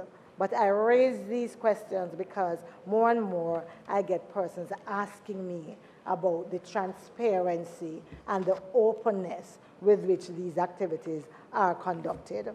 So I just wanted to place those on that table. And I think that's where I'll leave that for now.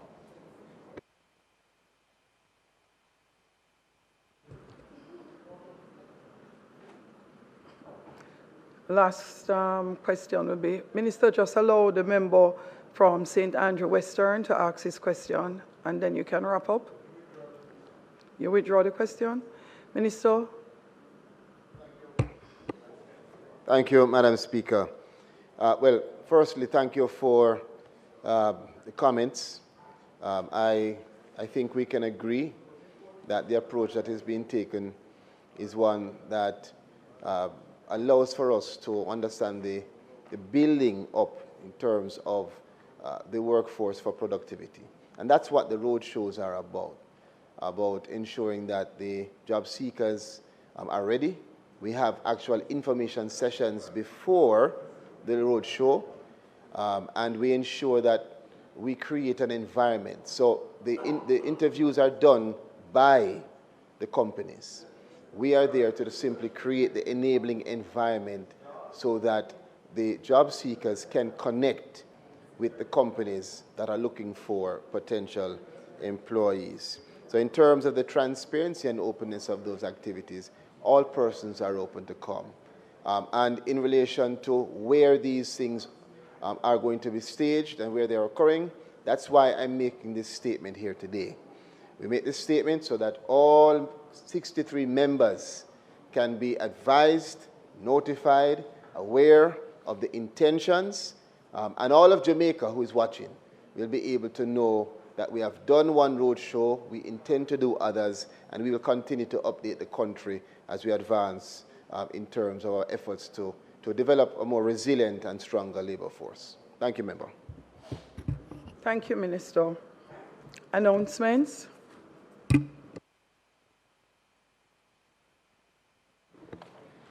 Laid on the table of the House are the following: annual report and audited financial statements of the Jamaica Information Service for the financial years 2018 to 2019, 2019 to 2020, and 2020 to 2021.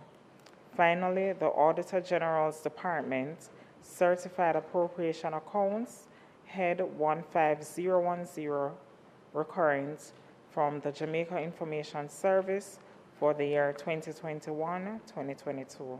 Thank you, Madam Speaker. Bills brought from the Senate, petitions, papers, reports from committees,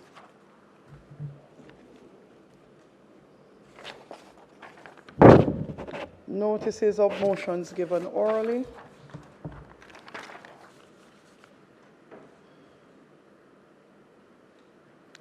questions and answers to questions, motions that may be made at the commencement, pardon me?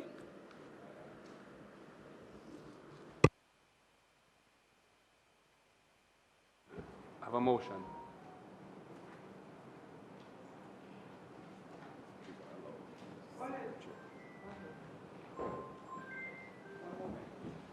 Please excuse me one moment. Oh.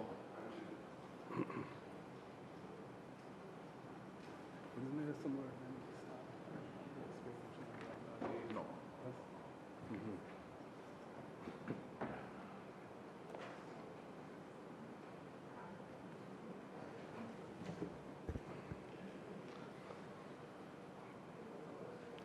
Thank you, Mr. Speaker. Mr. Speaker, whereas there is a ministerial code of conduct in place from 2002 that governs the conduct of members of the cabinet, and whereas the Prime Minister did not inform the people of Jamaica that he was being investigated by the integrity. Member, please.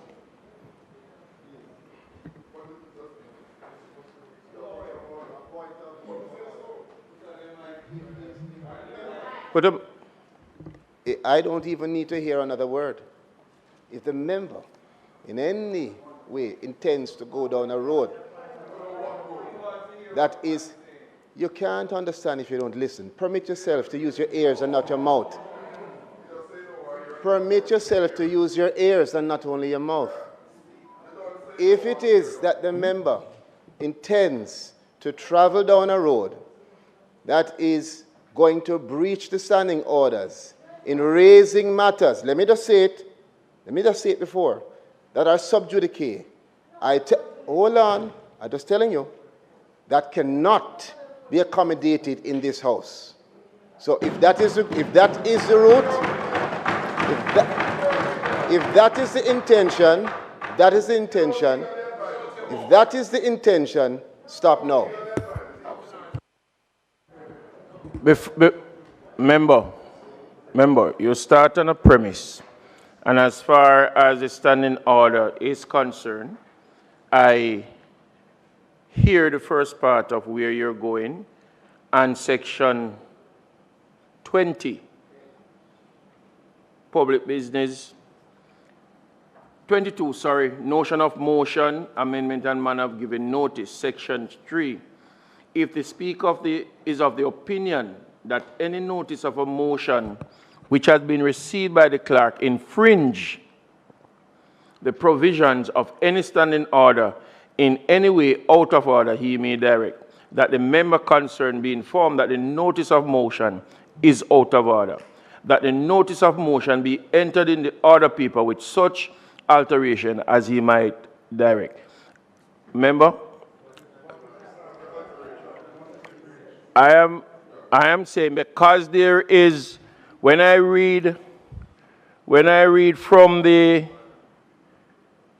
Erskine May Parliamentary Practice, paragraph 2, page 333, matters awaiting judicial decisions, that the motion relates to a matter that is now before the court, and if it is, because there is a matter now under judicial consideration, it ought not to be discussed as it is sub judice. At this time, I am now ruling that this motion will not be entertained.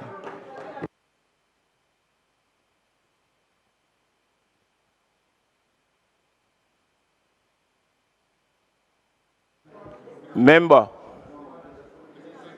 if the I just made the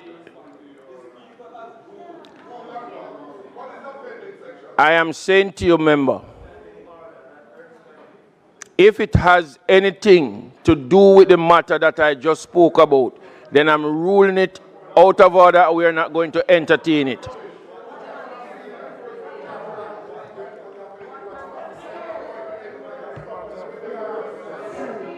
Yes, thank you. No, we don't have to hear it. And if I am going to stop you again if you go down that road. Mr. Speaker, you've indicated this matter is sub judice. I'm not aware of that. However, what this motion engages is simply a matter of a breach of the ministerial code of conduct by the Prime Minister. That is not a matter. Member, there's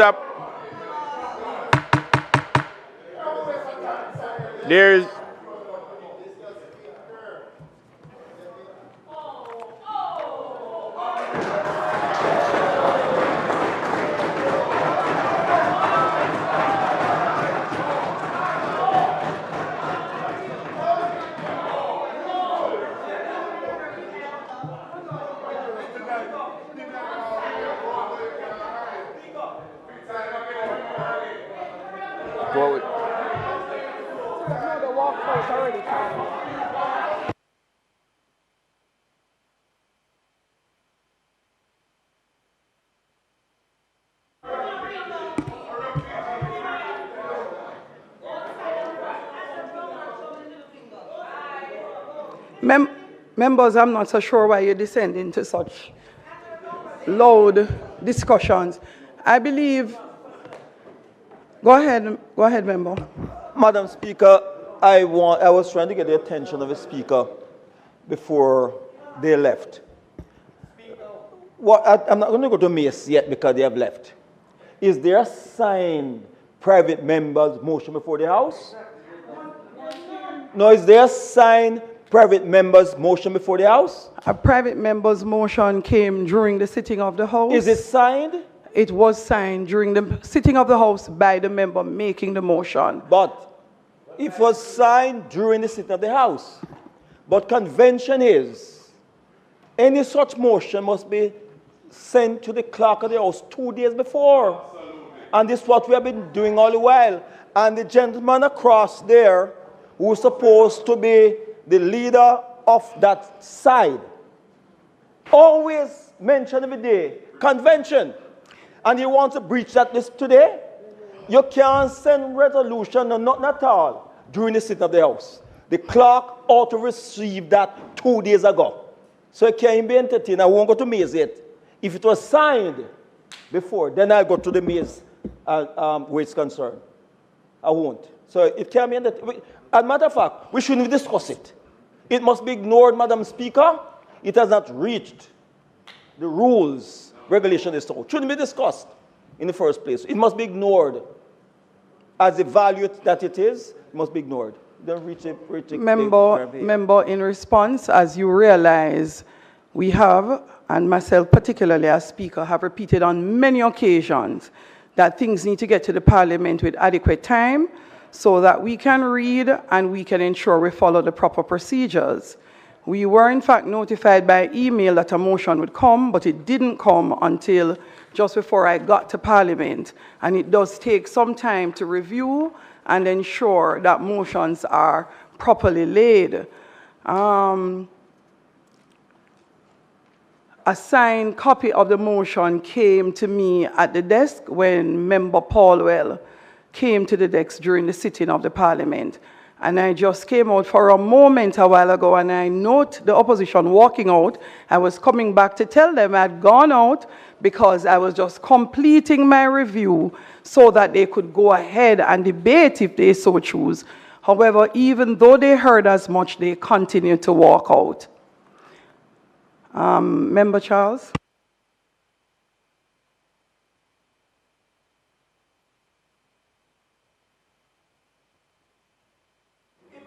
Madam Speaker, it is unfortunate that the opposition, and I say this with all seriousness, because Jamaica is watching us. It is so unfortunate that the opposition has chosen to walk out on this issue. The opposition is led by an attorney at law who is fully aware that there is no ambiguity in the rule of sub judice. It is a rule that is essential in preventing interference in legal proceedings and preventing the risk of undermining the fairness of any trial or any matter that is before the court being adjudicated. But what will happen is that they will use it as a tool to attempt to cause persons looking on to think that there is an effort to block the motion. And that is what is unfortunate, the continuous effort to manipulate the minds of Jamaican people.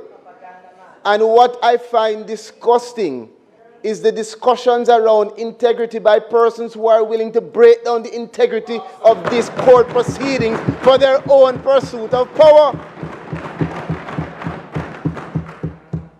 In the pursuit of power, they are willing to breach, destroy, and cast away the rules, the standing orders, the law, anything that has to be done. Tear down people, mash up the country's reputation, all because of the pursuit of power.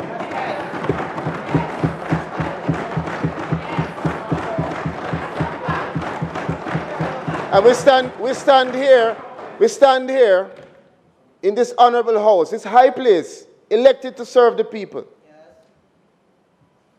not to carry them over a cliff, not to manipulate their minds. And I can tell you right now that they're downstairs. I don't even have to look because you can know the patterns. They are probably downstairs right now trying to utilize the media to make it appear that we don't want a motion. What we don't want is for you to interfere in court proceedings and cause the integrity of those proceedings to be damaged or destroyed. And the fact that the leader of the opposition, who is trained as counsel, is unable to understand that and chooses that to be the action of those he leads, speaks to Jamaica about how he would lead this country.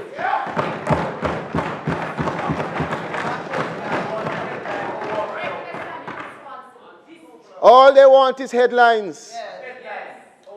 But I'm going to tell you this, Madam Speaker. We are not going to allow the integrity of this House and the rules of which we abide to be inflicted, conflicted, or destroyed by their pursuit of headlines and power. It won't happen. If they wish to discuss this matter that is sub judice, do it on Hope Road. Old Hope Road. Do it in your yard. But if they do it in the Parliament, and if they're even doing it downstairs now, what it means is that they don't care about the system, the separation of powers, the judiciary. They have no respect for that. Because I can tell you they're downstairs now, I'm sure, trying to manipulate it, or will go to another place to try to do so. Jamaica must watch. Jamaica must make their assessment about those who are seeking to do what they try to do.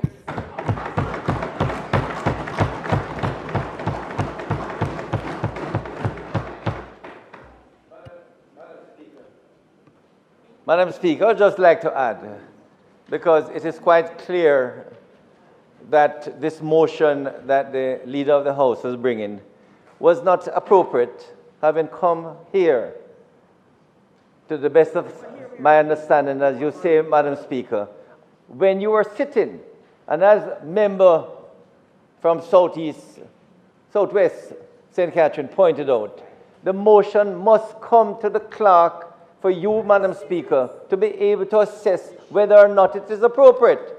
And I think, Madam Speaker, it was deliberate that it came just at the time the House is about to sit, expecting that you would sign off, and so that you would not have the opportunity to see if the motion was appropriate.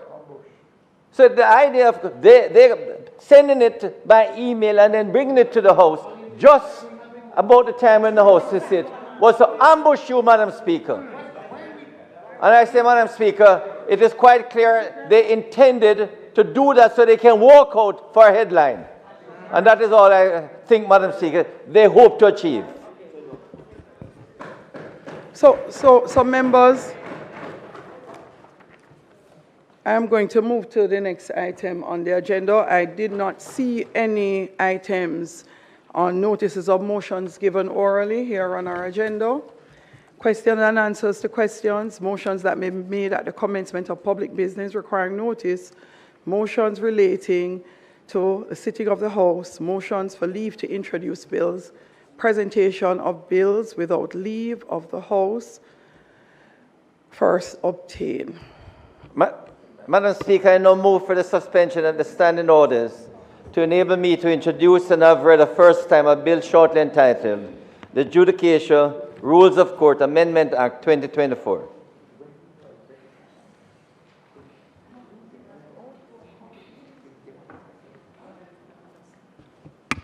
Those in favor?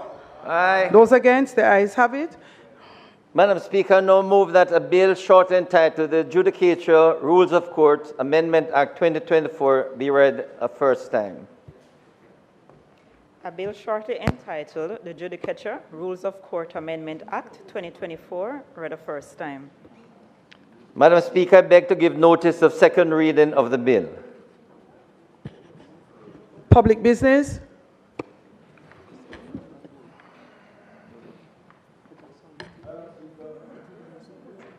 It is intended that the Minister of Justice will take the measure to its final stages.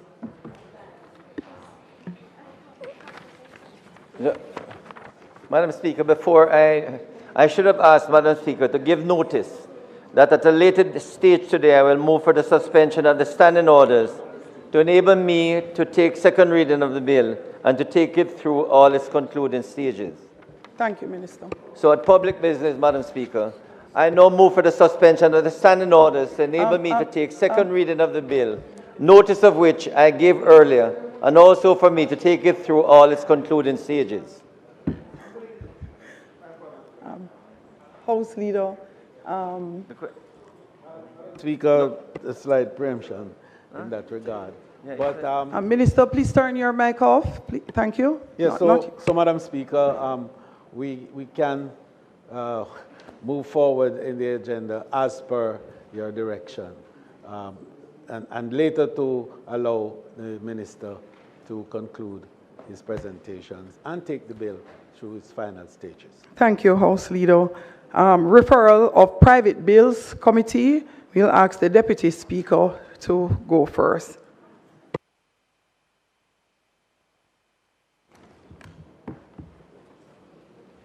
Go ahead, Deputy Speaker. Madam Speaker, a private bill shortly entitled the International Church of the Foursquare Gospel in Jamaica, Incorporation and Vesting Act 2024 has been presented to this Honorable House. The standing orders of this House of Representatives stipulates at order number 85, subsection 7, that private bills must be referred to a special select committee. However, before this can take place, the bill must be read a second time. Madam Speaker, on behalf of the Chairman of the Private Bills Committee, I now therefore move that a bill entitled An Act for the Incorporation of the International Church of the Foursquare Gospel in Jamaica and the vesting of properties in the body so incorporated be now read a second time. The question is that the bill be read a second time. Those in favor? Those against? The ayes have it. Clerk. A bill entitled An Act for the Incorporation of the International Church of the Foursquare Gospel in Jamaica and the vesting of property in the body so incorporated read a second time. Thank you, Clerk. Deputy Speaker.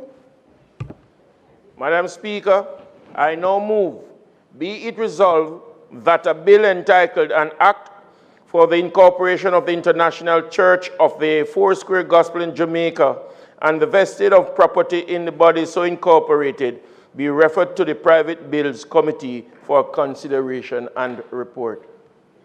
Thank you, Deputy Speaker. Those in favor? Aye. Those against? The ayes have it. Minister of Justice.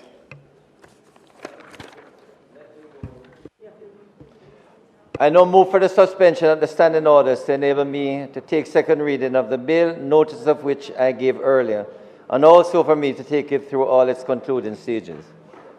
The question is that the standing orders be suspended to enable the Minister to take second reading of the bill, notice of which he gave earlier, and also for him to take it through all its concluding stages. Those in favor?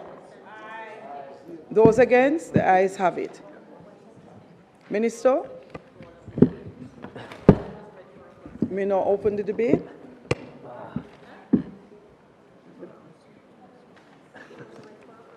Yes.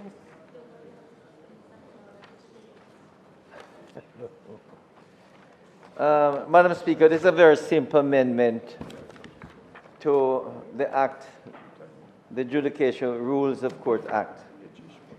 The promulgation of the Judicature Rules of Court Act 1961 resulted in the establishment of the Rules Committee of the Supreme Court, which has the function of making rules of court that regulate and prescribe the procedure and the practice that is to be followed by the Supreme Court and the Court of Appeal. Madam Speaker, pursuant to paragraph 1 of the schedule of this Act, the Rules Committee currently consists of the Chief Justice, the President of the Court of Appeal, a Judge of the Supreme Court designated by the Chief Justice, the Attorney General, the Director of State Proceedings, and 5 attorneys at law in private practice that are appointed by the Minister of Justice on nomination by the Bar Council. Based on this legislative prescription, Madam Speaker, it is important to note that the holder of the office of the Director of Public Prosecutions has been excluded from the membership of the committee. However, Mr. Speaker, the chairman of the committee has indicated a desire to include the DPP as a member of the committee in light of the passing of the Judicature Appellate Jurisdiction Amendment Act 2021. This amendment grants the DPP the right of appeal, and as a result, rules of court are currently being drafted to regulate the procedure necessary for the DPP to exercise the right to appeal. As the DPP is not a member of the committee, the DPP is not empowered to make any contribution towards the preparation of these rules of court. In addition to the rules of court that are being prepared in respect of the DPP's right to appeal, Mr. Speaker, there are other rules of court that are being contemplated that may have an impact on the office of the DPP.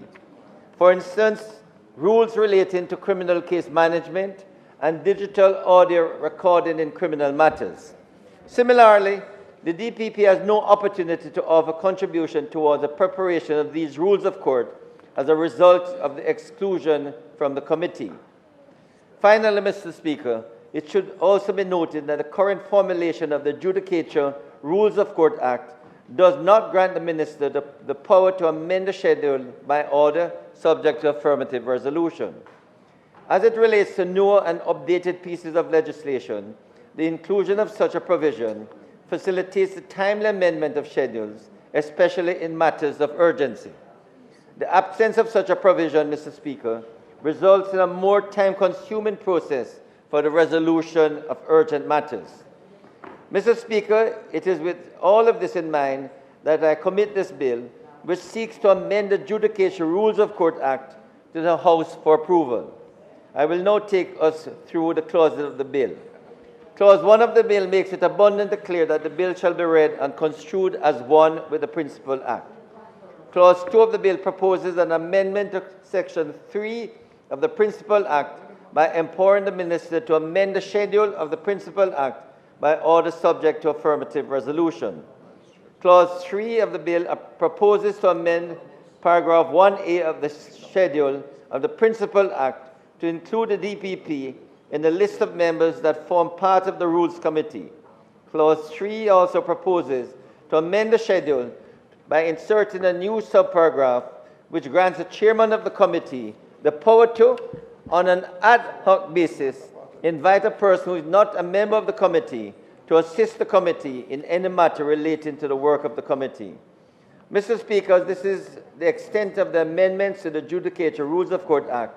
I look forward to the support of the members for this simple but important piece of legislation.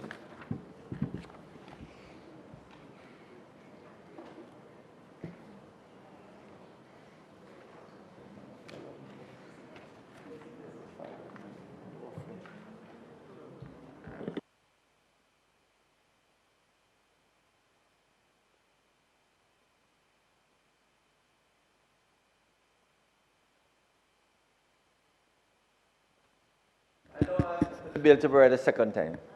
No. Sorry. Member from West Central. Thank you, Mr. Speaker. I rise to give my support to the bill to amend the Judicature Rules of Court Act. I agree with the Minister that it is a non-controversial change that is being made, and that the change is necessary to enable the Director of Public Prosecution to participate in the setting of rules for matters before the High and Appellate Courts. Mr. Speaker, I'd also like to use the opportunity, since there are new additions to the supporting staff of the Parliament, that all bills are to be checked for the left-hand pages, which set out the section of the law being amended. It's important that when the amendments are being read, you can compare and see in the bill the sections being amended, so that clause 2, which tells you that the principal act is amended by inserting after the subsection the following, and that an amendment is being made where appropriate and necessary. The left-hand pages are to be included. But I support the bill.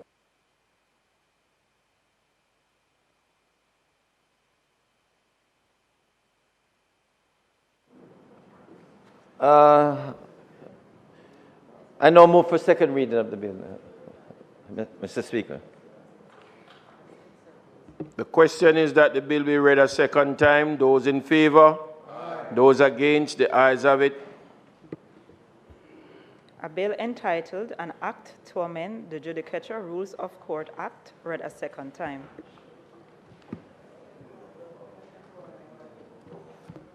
The House will now resolve itself into a committee of the whole House to consider the bill clause by clause.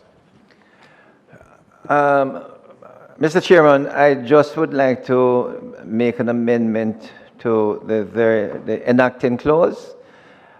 At the moment, it has been enacted by the King's Most Excellent Majesty. But recently, the House passed a bill to remove that enacting clause to make it, instead of the King's Most Excellent Majesty, the Parliament of Jamaica. So the change, Mr. Speaker, should be, Mr. Chairman, be enacted by the Parliament of Jamaica, by and with the advice and consent of the Senate and House of Representatives of Jamaica, and by the authority of same. Is that clear, Mr. Chairman? So it's just a change to the enacting clause to say enacted by the Parliament of Jamaica and not by the King's Most Excellent Majesty. Okay. That's one change. Failing that, Mr. Speaker, I would propose that we put the change and then the rest of the bill.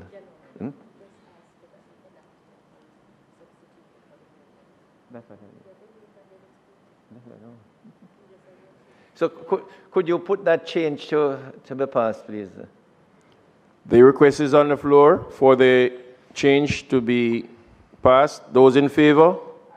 Those against? The ayes have it. We now move to, I put clause 1. Those in favor? Those against? The ayes have it. I put clause 2. Those in favor? Those against? The ayes have it. I put clause 3. Those in favor? Aye. Those against? The ayes have it. I put the title and enacting clause. Those in favor? Aye. The ayes have it. Those against? The ayes have it. Sorry. The question is that I do report the bill as having passed committee stage with one amendment. Those in favor? Aye. Those against? The ayes have it. Mr. Speaker, I now ask that the bill be read a third time. I do report as having passed the bill having passed committee stage with one amendment. Minister, you may now.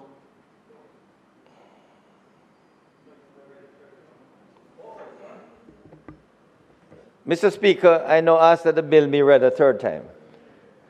The question is that the bill be read a third time. Those in favor? Aye. Those against? The ayes have it. A bill entitled An Act to Amend the Judicature Rules of Court Act, read a third time and pass.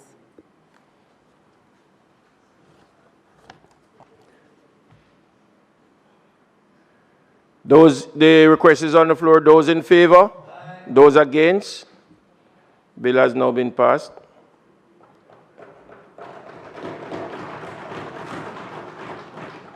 House Leader. Mr. Speaker, it's not intended to do any further business today. On the motion of adjournment, I'd like to inform the House that the constituency debates, the state of constituency debate, commences at the next sitting of the House, which is intended to be Tuesday, the 8th of October. And at that time, it is expected that the speaker will be Mr. Robert Miller, the member from St. Catherine Southeastern, who will open the debate, followed by the Honorable William J.C. Hutchinson, the MP for St. Elizabeth Northwestern. May it please you, Mr. Speaker, in that regard. Finally, Mr. Speaker, I beg to move that this House be adjourned until Tuesday, October 8th at 2 p.m. at the George William Gordon House. It is now that the request is that the House be adjourned until Tuesday, the 8th of October at 2 p.m. sharp. Those in favor? Those against? Ayes have it. This House now stand adjourned.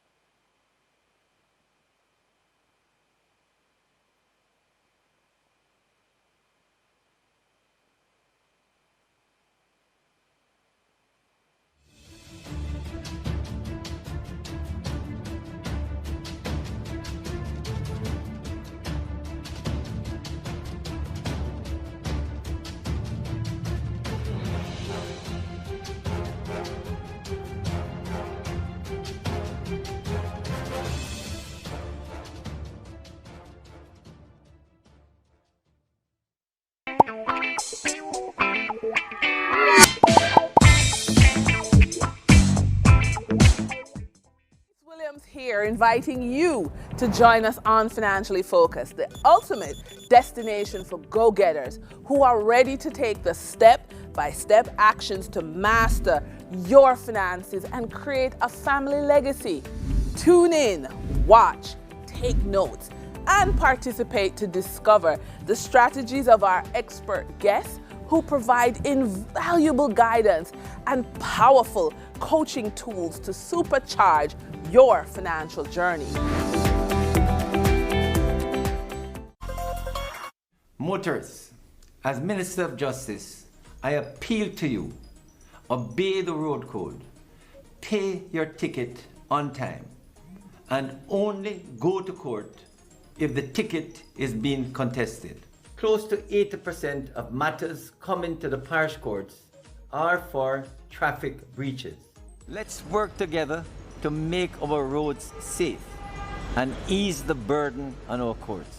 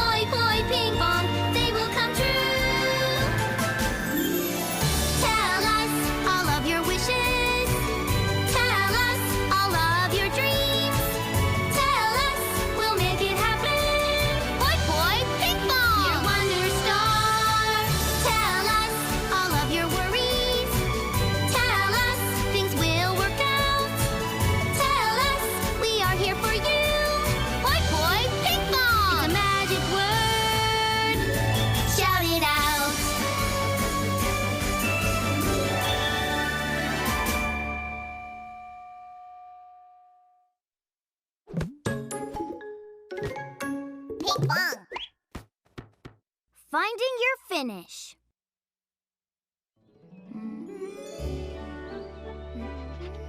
All done. Huh?